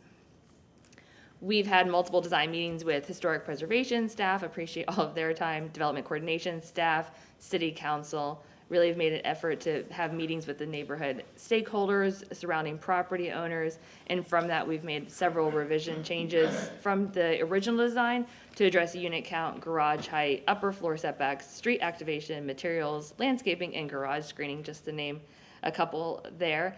And with that, I'm going to hand it over to Ricky DeCamps so that he can really kind of go into detail of those neighborhood meetings and the changes that have generated from those conversations. Thank you. Ricardo DeCamps, Ricky DeCamps. I'm the developer for the project, working closely with Tampa Park Apartments on this rezone. So we held a good number of neighborhood meetings, of meeting with our direct neighbors, with the developer of Gasworks. We're meeting with our own Tampa Park Apartments, who they are obviously very closely tied to this neighborhood, own a bunch of businesses in this area. And so we originally started with, a number that, after feedback from neighborhood groups, that might be not proportionate with what we could do. So we reduced the unit count from 344 units to 325. In addition, we met with Ron on the next slide. I guess that would be me. We met with Ron a few times, probably 5 or 6 times, where he expressed just the concerns of, and specifically as his job is the gatekeeper of the district, the protector of the district. How could we work together to figure out a way to get a more appropriate or just a project that feels more in line with what was happening? So we originally, because of that height, we had a 7-story garage, very similar to what you would have seen in outside of the district for a 5-story wrap project, and we actually reduced that down to 6 stories. And covered it, actually lined it with units so that you're not seeing along Henderson, along 7th Street, just a structured parking garage. You're seeing homes, you're seeing balconies, you're seeing the building. We added, the 5th floor was a big condition or a big concern, naturally so, specifically on 7th and Henderson. So we worked together with our architect to see, hey, what can we do? What can we change to make that feel to the pedestrian walking that it's not just this massive, building on top of it. And so we actually took the 5th floor and set it back by 15 feet for a total of 18 feet from the property line setback. So we kind of have that setback, that 5th floor. Obviously, it changed the kind of geometry of the building, but we did that along East Henderson, 7th Avenue, and East Scott Street. In addition, this is probably one of my favorite things I mentioned, that I have. One of the reasons we love this district is, as a proud Hispanic, this is the only historical Hispanic district in all of the United States. Okay, it's my family is from the Dominican Republic. I have an emotional tie here. My mom grew up in Tampa. They came here as part of the cigar industry. And so one of the things you'll see in Latin America, or you see in areas that have popular Hispanic cultures, is what we call terracitas. Terracitas are areas where you can get together. It's a front porch, if you will, not something that you see a lot in our residential buildings. And this is actually something that we, with City Council, before we even submitted anything, we actually spoke to them, and was actually something that we think could enhance the walkability of this neighborhood. I mentioned in our previous item that we want to encourage walkability to the neighboring supporting stores. And so having these front porch stoops, these areas for people to do, not something you see usually in multifamily apartment housing, but we did it here, and we believe it's very important to the scale of our project and what we want to do here.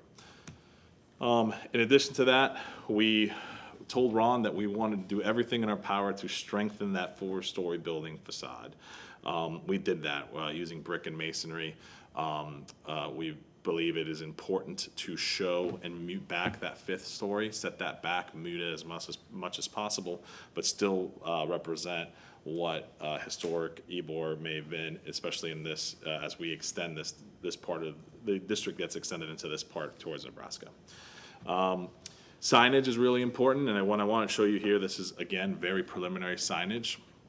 We believe in this, we've been studying 7th Street as much as we can, and we love the signage and want to be consistent with what Ybor signage provides. It's very important. It's very important to the businesses that are there on 7th Street, but it's also going to be important to us. And so what you see here, we added blade signs along 7th Avenue. What you won't see on this rendering, again, it's just too early, but something that we are committing to is studying how the painted brick signage that you saw, is very consistent in Ybor.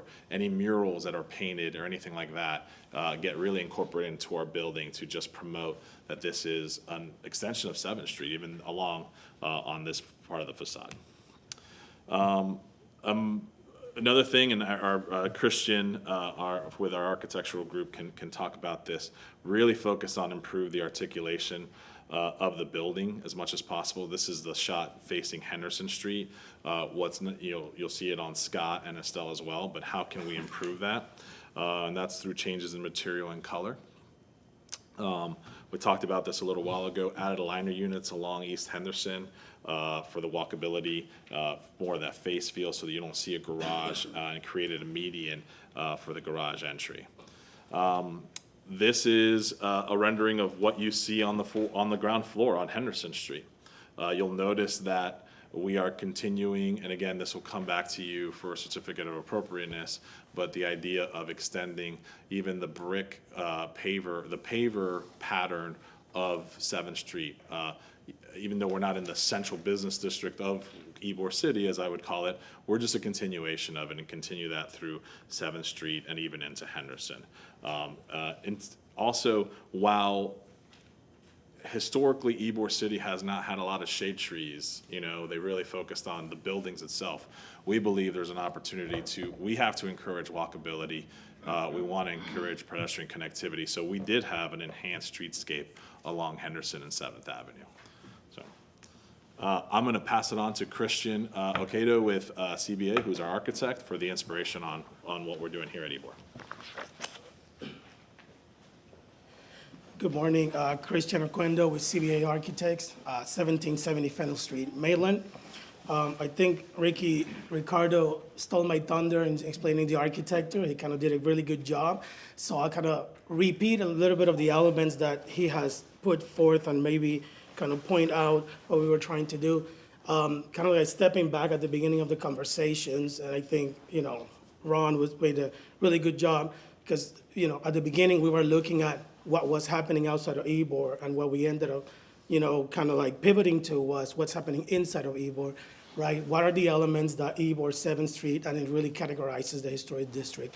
So in here, kind of rehashing a little bit, you can see the terracitas, you can see the hex pavers that, we will commit to it in subsequent steps. You can see the balconies and the exterior balconies protruding right from the building, the Big Storm building, the Gaspar Grotto as well, the High Hotel. I'm gonna go to the next one. Centro Español and Hotel Haya. Yeah, we could not create a picture that will actually show what we're trying to do in terms of massing and style, but if you can see our clubhouse in Henderson in the top left, that one, it's a little bit more closer to Centro Español, right? But then if we go back real quick, where the terracitas are, that one is a little bit more to Hotel Haya. And what we're really trying to do here is break out the massing of the building, not only by balconies and steps on the building, but really articulation, right? We will not see a building that is 300 feet with a single style. This building, although respecting the front, the urban front, we will actually be breaking the style as it moves horizontally as well, utilizing, what's really happening inside the historic district. Again, Centro Español and Hotel Haya are probably the two elements that we are using the most. And here we can see the picture on the bottom right, as you can see the red brick and essentially the white brick happening next to each other. And we are emulating to a different scale, we're emulating what's already happening in Ybor, which is this urban fabric being created across the years, right? The other concern that Ricky alluded to was the top floor. So we introduced the step back of the building on 7th and Henderson that one differentiated with color, with a darker tone color, so it kind of disappears with the step back, but really just emphasizing the fourth floor, which is the massing on 7th and Henderson.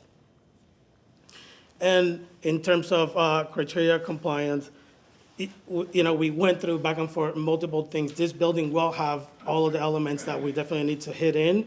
The 4-story street wall was the probably most discussed, right? During our conversation, the facade divided into distinct bays, balconies, no balconies, living rooms, etc. The window groupings and the balconies, as I said, and then the corners, which essentially is where the main entrance is, the 7th. All these elements are carried throughout the building with the help of staff. And to hone in a little bit more into the massing, we have the setback and the step back of the building on the top floor in order to really enhance the visual of the 4-story mass, right, that is happening specifically on Henderson and 7th Ave. Orientation and site coverage, so the building, it's really fronting almost every site. This is kind of unique because we have 1, 2, 3, 4, streets, surrounding this building, so it was definitely a good challenge to resolve in order how to do that. But going back to the renderings real quick, the whole point of it was activating the street, bringing the terracitas and then connection to really the street and activating the street frontage.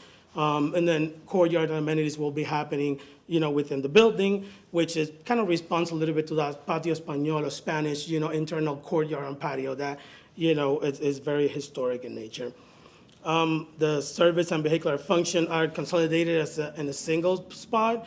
I believe through discussions with staff, the main entrance is in Henderson, consolidated in there because it did not really want it near the school, but then the services are happening, on Estelle.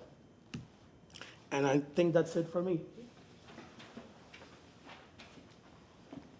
Megan Smith with Gardner Brewer Hudson again. So again, wanted to just highlight once more of where we're at in this process. This is the recommendation for City Council for the rezoning application. While we did give you guys a lot of detail, I feel this design's progressed a lot as we've had these conversations, but we will come back again with even more detail for the certificate of appropriateness as this, if it proceeds forward. And we do feel like at this point we are making every effort really to preserve that historical character that we all know and love of Ybor. So kind of a here we're at for BLC, and then from here we would go to City Council with those recommendations from you guys today. And with that, I will give it over to Truett Gardner for a close. I just wanted to thank you again. We're here for any questions. While I'm a lawyer, I think I'm a frustrated architect at heart, and I know I'm biased here, but I think they did a great job of the brick facing 7th and honoring that, and then where that grid was broken on Henderson of taking a little more liberty to do that landscape, streetscape, along with those terracitas. I can't say it nearly as beautifully as Ricky, but did a great job of taking some liberty there where it's not in that historic grid, but doing something that hopefully honors the district. So with that, happy to answer any questions, and thank you again for your time and consideration. Thank you, Mr. Gardner. Ron? Good morning, Commissioners. Ron Vila, I'm staff with Historic Preservation. Focusing on the staff report, just to reiterate your powers and duties under Chapter 2795. It's the same language with regards to the application for the rezoning, land use changes, or comprehensive plan amendment to review and recommend reasonable land use changes to the extent necessary to preserve the historic integrity and appearance. I have some conditions listed here on page 4. I'd like to go through those now. They gave you a more elaborate presentation that's required, as I stated. I like to keep focused. They showed you a lot of, window placement and pavers. They showed you porches, things of that nature. But this part of the process moving forward, you're going to deal with the height and width, the massing and building form, setbacks, orientation and site coverage, rhythm, alignment, and spacing. So I went to the Ybor City Design Guidelines, pulled some information out of there to share with you this morning. So dealing with the height and the width, which is the first one, the proportion and the size of the new buildings compared to other buildings in the district. And you should use those as historic reference, which they did today. I think there's a hard stance on this moving forward. As you look at this, you're really looking at the massing, the bulk, the height, the setbacks.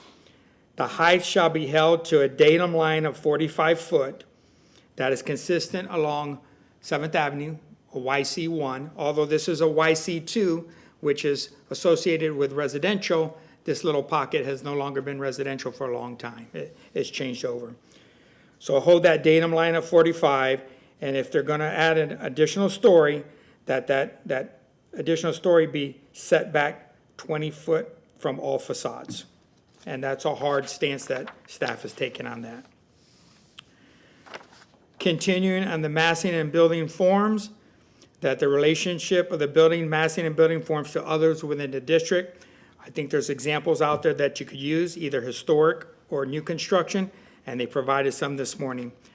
Another hard stance is that when you have a long run, either horizontal or vertical, that it must be broken up into different segments to relate back to the historic fabric while dealing with contemporary challenges that we have today. They illustrated the setbacks.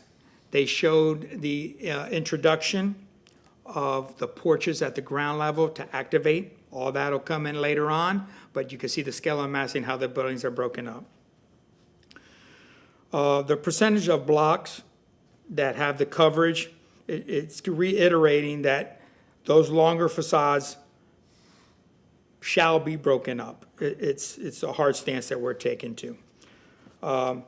It talks about when you have the residential core for the rhythm, alignment, and spacing to introduce porches, bays, balconies, and other facade elements that are existing in the core and within the district as well. There's a last caveat that we put on most of our PDs or YC9s moving forward is on page 5. It's the last condition that if this is proposed to, as a favorable recommendation moving forward, that this should travel with your approval. If City Council determines that the rezoning request from YC2 to YC9 should be approved, a note should be added to the request that would allow that the Barrio Latino Commission to adjust the setbacks on each elevation for up to 10% during the certificate of appropriateness process. So that's kind of your saving grace. I think that, I know that they have some illustrations showing where it was at in more detail, where it's at today, but then you will also have that liberty to adjust future facades by a 10% to get that breaking of the massing that we're looking for as well. And then we could go into the window placements, materials, and all of that at the certificate of appropriateness. Thank you for your time. I'm here to answer any questions. Thank you, Ron. Move on to public comment. Is there anyone here who would like to speak for or against? Seeing no one, we'll move on to commissioners asking questions. I will start with Commissioner Salaga this time. Nothing? I'm not ready to ask a question yet. All right. Oh, my gosh. Commissioner Coyle? I'm good for now, thank you. I'm good, thank you. All right. I forget who presented this, but could we look, and I know renderings were not required, but there was a statement that there was a 6-story parking garage, but in the elevations and in the initial wall section shown, it only showed 5 stories for the building. So can that be pointed out in the site plan, and then if it's in any of those elevations? Certainly.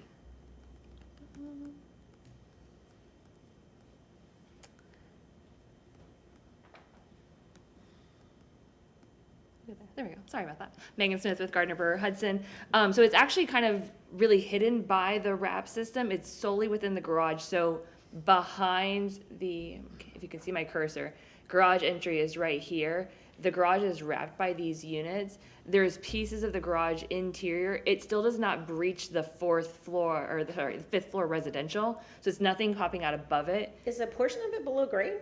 No, How is it 6 stories? I only see 5 stories in this rendering. The way the garage is sliced is different than the way the residential is sliced. Understood. I've done parking garages, but I'm trying to understand. So where is the relationship of the top of the, so it really should say 6 tiers, not 6 stories, because it's tiers in parking garage language. Okay. So the tiers obviously are lower. They're probably 10 foot floor to floor heights in the parking garage structure at this time. With architect. The intent.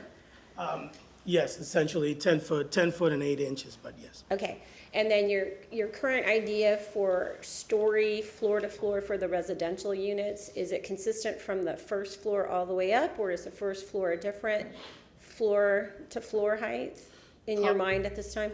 So it is fairly consistent, but it will be a little bit taller on the first floor. Any uses that require height, we will take units on the second floor as well to mitigate that, and trying to keep the massing as low as possible. And currently, there is an idea for mixed use, so is there some retail at all? The reason, so as it stands, our Yeah. project standalone has no retail. Okay, But the reason why one of the things that we had an opportunity and we're gonna buy the little taco shop parcel, what we wanna do is actually, we're working with them they are our mixed use portion. While they're not on our lot specifically, our building is intended to be almost like an extension of supporting their businesses. And we've been in touch with the owner of that lot for a few months now, talking to them about how to best make that work. And so the idea is that they are the retail, the project across the street, the coffee shop, the yoga shop, or the yoga studio that's going there, that is all of our retail that we're supporting. okay. Can we look at the initial law section again? I know it's a work in progress and you're not required to present it, but One thing you real did. quick that I think on the parking garage question that you Yeah. asked, Yeah. it's really important to note on that, yes, and you can see it a little bit here, where it's stepped back, and it's 6 tiers all in. And again, we have a parking requirement. We want everything to be successful. We do want to meet a parking requirement that meets city code and meets usability. I'm glad you're saying that, because that was gonna be a follow-up question. I know that you have the 2 waivers at this time. You believe you will meet code for the number of units that you're designating. In addition to not only meeting the number of parking spaces that we need for code, we are also proposing parallel parking along Henderson, Scott, and Estelle. So The project will take care of it. the project will take care of it. We are paying for it. Again, while I am a developer, I'm also I'm a civil engineer by trade and an urban planner, and I believe in that the way you promote walkability is parallel parking, shaded streetscapes, shaded sidewalks, and walkability to your unit. So yes, it's very important to us, and it was a non-negotiable when we started the project. And then you had noted in the presentation that in that corner where the taco / old garage Los is. Chapos Tacos. If I can give them a free ad, if you haven't gone, you should go. Los Chapos Tacos is It's awesome. on my list. We haven't stopped yet, but now that we know that staff hangs out there, we might go. So the plan is that you have some parklet kind of feature in that corner that bleeds into the facade, breaks that facade at that corner, and allows for the existing business to sort of integrate with your block a little bit. Absolutely. And Right. so if you look at the shape of our site, right, it's Yeah. not a rectangle. It's a Right. really wonky trapezoid. They're great challenges. There are great challenges on the Who site. likes squares and rectangles? Not me. The only shape more difficult than this would be a triangle. And so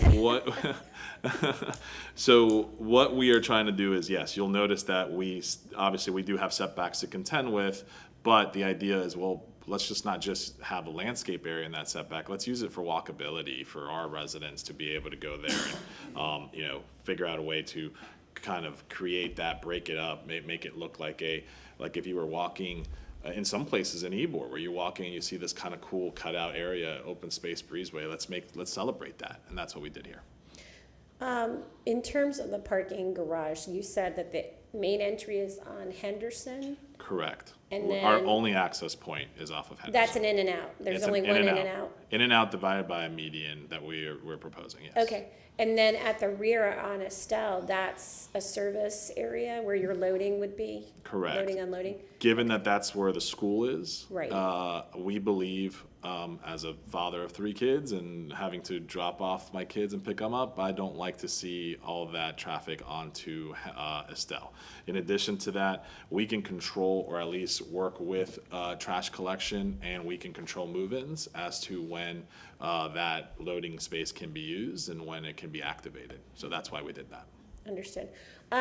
I would like to understand, and this is mostly for the 7th Avenue facade, where the 3-foot setback comes from a historical precedent within the district.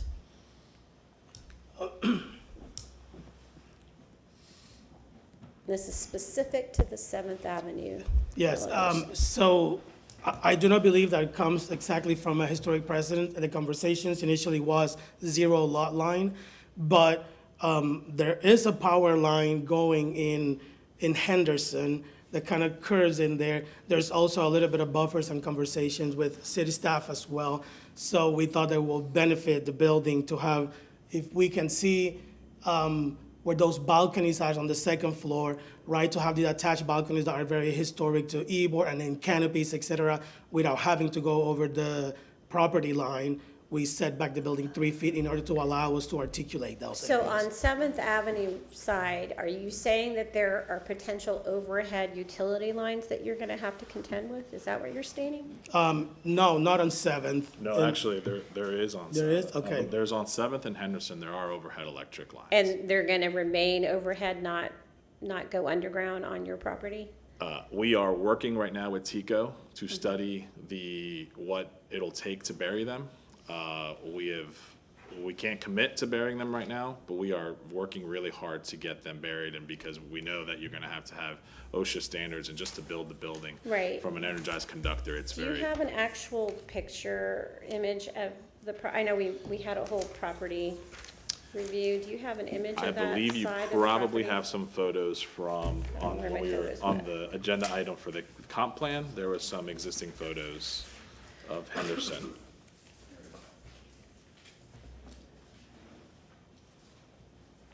Ron, I think you had a view or two that looked down 7th towards Nebraska. You want to keep on with your questions if I find them out? Well, my question specifically to 7th is I am questioning the 3-foot setback at 7th.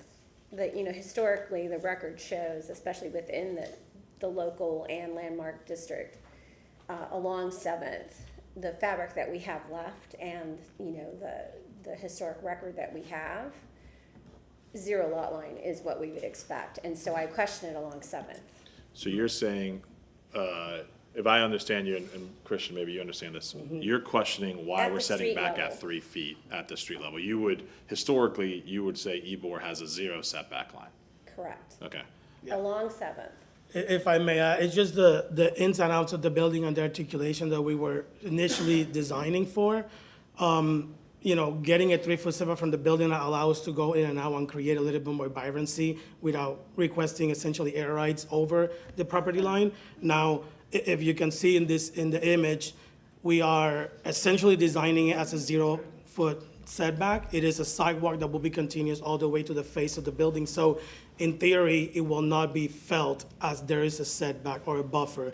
It will feel exactly as the other areas. I just want to remind you, the code allows for 3 feet encroachment of architectural features beyond the property line, so the air rights question really doesn't jive with me. But if indeed there are utility issues, then I could buy into that, So this is 7th as you turn on to Henderson. okay? So you'll notice the aerial lines right there. Do see that, yep. And so, again, utility compatible trees, you Right. want to create that streetscape. Now, in a world, on 7th, I think we could definitely study pushing it and reducing that setback. Obviously, I do think we want to create some sort of, again, I've mentioned it a few times in my presentations already, that walkability, that where you don't feel too tight. especially as you're turning from Henderson. Right. One thing that was not discussed, on Henderson, there is going to be a bike lane, right? There's, the city transportation department is working on a bike trail along along Henderson. Right. That's actually gonna connect under 275 and go straight over to Armature Works into the trail. So again, multimodal, trying to encourage that walkability. Something we can study. I am not personally, I'm not afraid of I call them license agreements or encroachment agreements. Obviously, they create a legal headache, but again, we would own and maintain everything as we would want for our project, because we want to maintain everything. We just don't want to do something that will ultimately constrict in the flow of that pedestrian field, but it's something we can study for sure with more detail. All right, I think we can probably table that to a COA if this is to move forward. But that concern is specifically for the 7th Avenue elevation. Henderson, I really don't feel, I mean, I love what you're doing, I think it's great, but for me, for 7th Avenue, there's an opportunity here. We've already said, hey, you get more density, hey, you get to do all these things to meet your ROI. My concern is that we give a lot. Yeah. You know, I'm a citizen, I've been here a long time. This is pretty much my adopted city. I've lived here longer than any other place in my life. Yeah.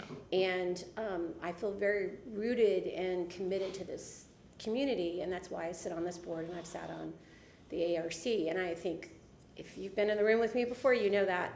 And so my concern here is that we give back what we can when we can. Absolutely. And if there are opportunities to re-study the 7th Avenue, both the proportions, the scale, the massing, and the architectural features that help break down the massing, then we as a commission have that, it is under our purview, and we really should take that duty very seriously. And when those opportunities present themselves to allow us to help stitch back, even if it's just by form, not by style. Absolutely. Right? And those are features that add to that walkability, that sense of place, bringing the scale down and all those things. And I love that you said all that you said, because I'm right there with you.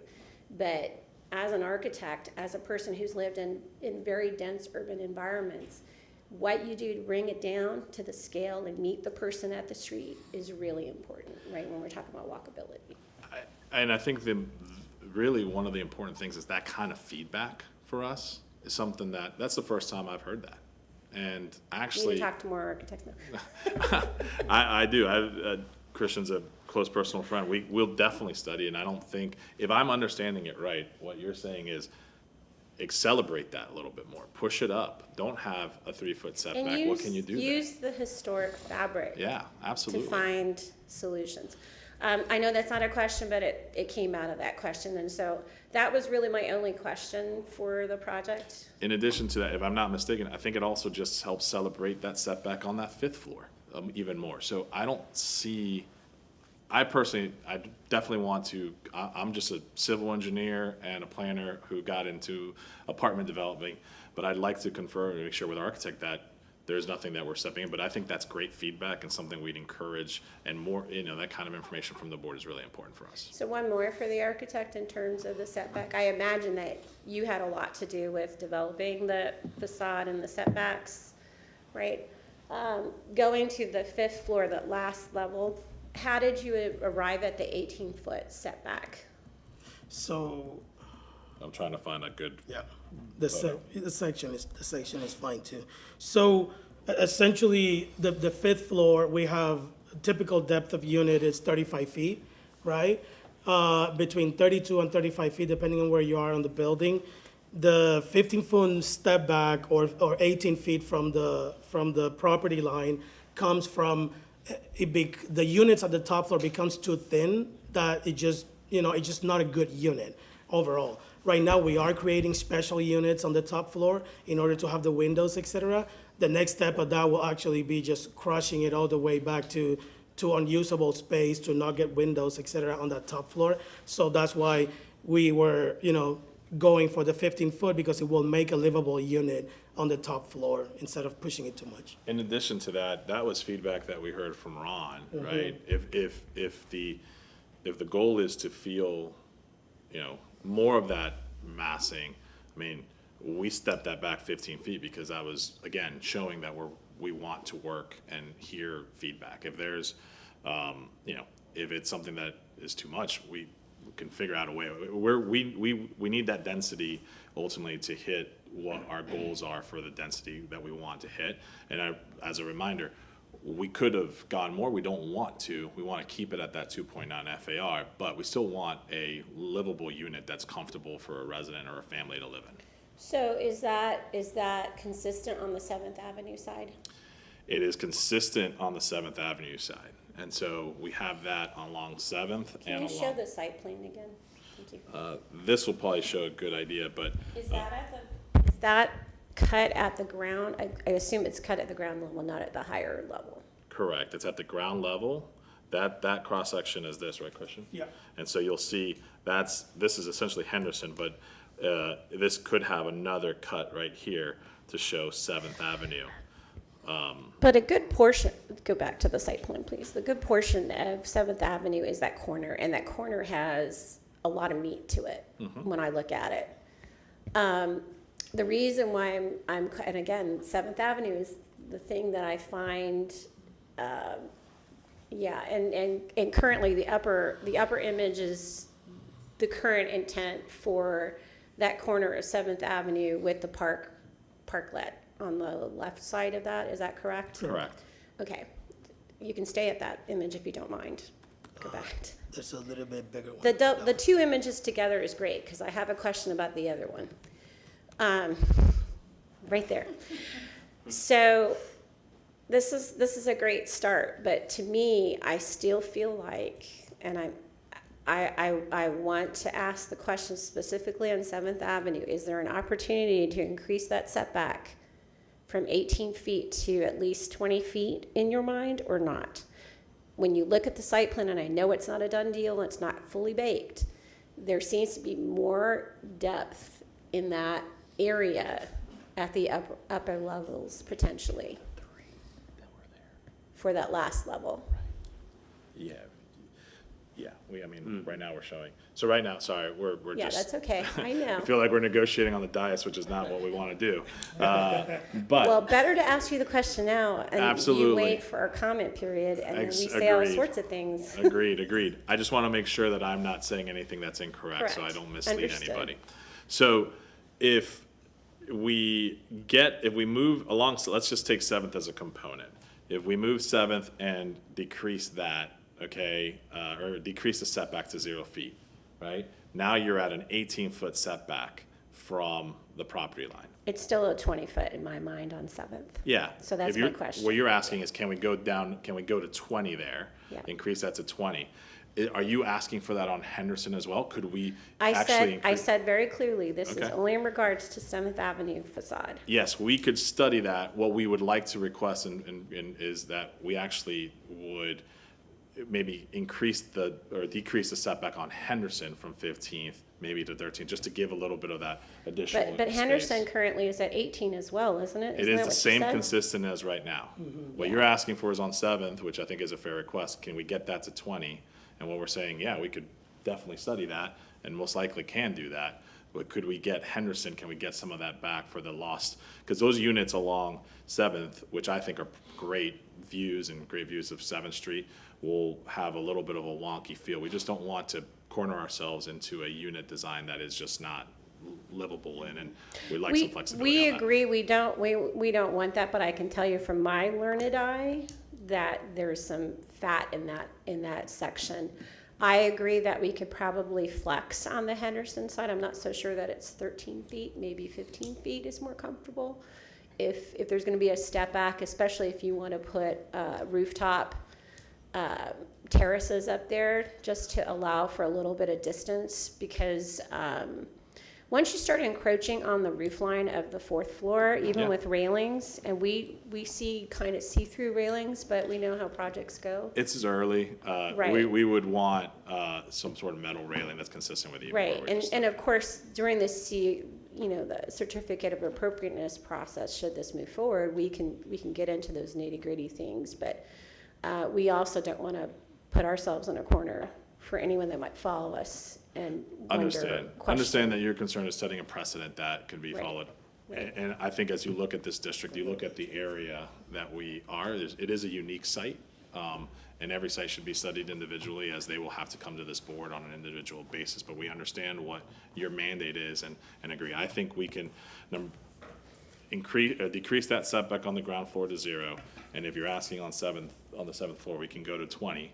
But we'd like some flexibility during the certificate of appropriateness on that 5th floor on Henderson. And if you recall, I just want to go back to here, and maybe this is an area as well that we can discuss. We also have this same setback on Scott, so we've kind of respected that. If we can get that back, I think we can figure out, we can easily get the 20 feet on 7th, and even maybe keep the 18 feet on Henderson, but definitely something we could do. Yeah, I think there's probably some negotiation there. It's definitely more about the continuity of the fabric along 7th, because Celebrate it's such 7th. a highly visible corridor, and everybody wants to be on it now. And so Celebrate 7th. The unfortunate thing is such a small facade for us, but we're celebrating it all so much. So we have a lot that we want to put on there, but we Right. believe we can do that and work for Right. sure to get a better plan and show it in certificate of appropriateness. Agreed. For staff, I just want to be clear, during this process of the rezoning from the YC to the YC9, we do have the opportunity to speak to the setbacks currently being discussed. And I noted your notation about a proposed condition, so. You do have the ability to discuss the setbacks. That's part of what the PD is all about, the YC9. So I listed the 5 caveats that are included in the Ybor City Design Guidelines, where the height, the width, the massing, the setbacks, the orientation, and the rhythm, alignment, and spacing. But I think the catch-all is that last condition, that proposed condition. I think that needs to travel with this approval moving forward. And that will give you the latitude and the language that you're needed at the COA. But we could do both, correct?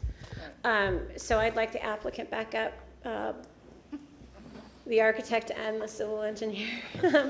Can we go back? Recovering civil engineer, but yes. Recovering. Can we go back to the image that had, the page that had the 2 images stacked?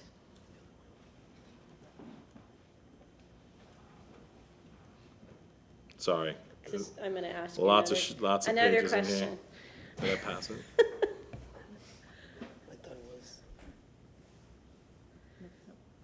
The other way? Other Yeah, way. I'll let you go. I couldn't find it in there. Oh, I saw it. I saw it too. There we go. All right. So we talked about the setbacks. We have to talk about the massing of the last floor. That is, when you do the street view, it's so lovely. The renderings are so spot on. And then you pull back, and unfortunately, you will be alone for a while. And this is just not in keeping and consistent with the district guidelines. And I would ask that there be variegation in the upper floor to align with what you're proposing for the 4 floors below. That means allowing for a little bit of flex step back in the facade, so maybe that's where we go with that adjustment request, right? Maybe you do get 10 feet in some spots, 15 in another, so that we get an average. But there has to be some facade rhythm readjustment here. That isn't anything consistent. And if you have a historic reference that you would like to propose right now that we could talk about, I give you that opportunity to respond with it. But as I see it right now, this is like a glaring issue. So we do not have a historic, precedent for that. It was probably the focus was on making that top floor as anonymous as possible, so the massing is felt as a 4-story, building more than having that 5th floor. We will be more than happy to go in and out and kind of play it a little bit in order to bring articulation to it. But the initial step that we took was, can we make it just a homogeneous, area, so it just almost, just stays consistent and doesn't call too much attention. And I'll just say this as the developer, your feedback, this is the last time we see you until the certificate of appropriateness. Right. We do not have, nor do we want to do something and go along a route that we come back here to this group for the certificate of appropriateness, and you're like, whoa, whoa, whoa. So that feedback is great feedback. Like Christian said, we have been trying to mute that as much as possible. But if the call is, hey, I think you need to kind of continue it so it doesn't look homogeneous, that is not a concern of ours. It's actually something we want a very good-looking building. We want to encourage and contribute to that fabric, and we are more than happy to definitely study that and bring that to you on the certificate of appropriateness time. Added that too, You did. including the top floor. Okay. I think I've asked enough questions. Do you- I actually have a question, and this is just from Absolutely. my knowledge. With that setback, especially on Henderson, one of the things that we notice is that we don't have, I mean, you have that big setback with the an opportunity of putting balconies or anything in there. Is that something that is something we could discuss on that 5th floor, or is that, no, you want to keep that full, you definitely want to give or take, but the balconies kind of extend balconies up there. Again, we didn't do anything up there because of the desire of Why keeping it wouldn't rooted. you? I mean, those are We would love opportunities. to. We just Nobody- didn't. I don't think anybody could tell you that you couldn't do it. We certainly don't have purview over that. I would suggest that you and your architect go back to the codes and Absolutely. understand what Well, is we could allowed do and that. what We isn't. just, And, if there are exclusions or other things you have to do to get there, really understand that and come back to us at, if this goes forward at the next hearing, and we talk about it then, but, I can't give you my professional opinion on that. well, we would love that. We just, again, and the reason I'm asking that question was because of your previous comment where you said, hey, it's just homogeneous. We could call it just boring, and the reason it's boring is because we were trying to mute it as much as possible, understanding the historic significance in what we're asking for. So absolutely, again, this is early on renderings. We're literally just into SDs, but the goal is here to evolve it. With your feedback, we can definitely make this a project that we can continue to be very excited about. Perfect. Ms. Salaga? No? No questions? Anyone with questions? Good. Nada. Okay, your whole team gets 5 minutes to rebut anything or add as you wish. Truett Gardner, 400 North Ashley Drive. I hopefully keep asking questions, but that's really what we're here for. I'm surprised when Ricky was negotiating, he didn't go for a few more units, but he held pat. But thank you for your time and consideration. I feel it's going in a great direction. Hope you do too, and hopefully look forward to seeing you back here for the CA as this thing goes further. I do think the one thing that'll dictate a lot on those setbacks that we'll continue to study, I know it was mentioned, but just wanted to mention it again, are the ongoing discussions with TECO and those power lines. I think if we can break free there, then we've got a lot more flexibility. So we'll continue to push on that, and hopefully we'll have an answer by the time we're back in front of you. Thank you very much. And that concludes. All right, we'll close the public portion of the hearing, and commissioners will discuss. Discussion. Anything? I think we Mr. talked Cahill? this to this. Yes, I think you were very spot on in pointing out the massing along Henderson. Too much. Anything else? No. No? No? All right. All right, if we are moving forward with a motion, please be clear. If there are conditions, be clear about those. And All right. I guess Ms. Salaga is going to do it again. Well, You're the do star this today. again. Let's see here, with help from everyone else. Move to recommend City Council approve VLC 26000114/REZ 26000060 for the property located at 1605 Waters Court, Ybor City, for the proposed rezoning change from YC2 to YC9 with the following conditions. That as the project moves forward, the design remains compatible with the Ybor City design guidelines specifically stated on page 52, including height and width at the 45-foot datum line with the 20-foot setbacks on height, the massing and building form of breaking the length of the building, including the top floor, the setbacks, the orientation and site coverage, particularly addressing long facades broken into segments, the alignment, rhythm, and spacing, and if City Council determines that the rezoning request from YC2 to YC9 should be approved, a note shall be added to the request that would allow the Barrio Latino Commission the ability to adjust the setbacks and height of the structure by up to 10% for each elevation during the certificate of approval process. Appropriateness, I'm sorry. Certificate of appropriateness process to allow for design development consistent with the Ybor City design guidelines.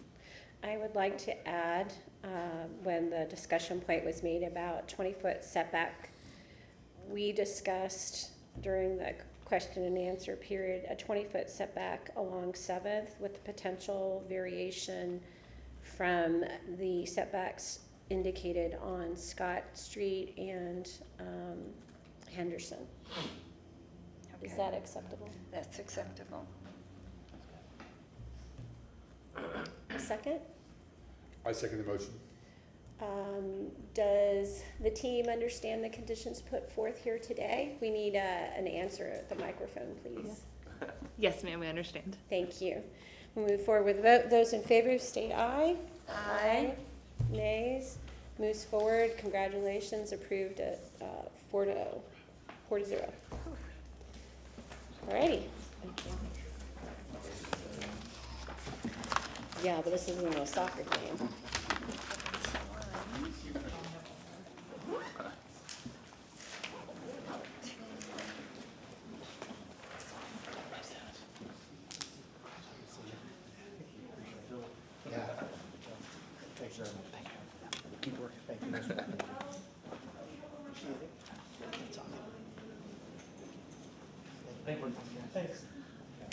Oh, was that the other one that was continued?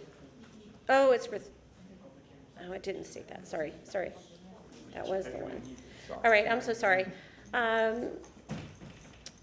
There was one item left, which was the staff approvals. I don't think we actually looked at them. Yeah, that was the first one. I didn't note it either. The BLC staff approvals. In your packet. Yeah.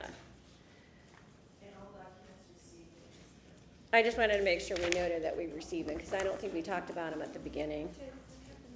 That was the continued one. That was the first one. I didn't note it either. And then what happened to 132? That got continued. That was the second one that we continued. Okay. No, I have them. I just wanted to make sure we noted that. Motion to receive all documents received during the hearing today. Motion to receive. Second? Second. All in favor? Aye? Aye. Jesus, that's good. We will see everyone back here next month on August 25th, 2026 at 9 a.m. here in Chambers. Thank you.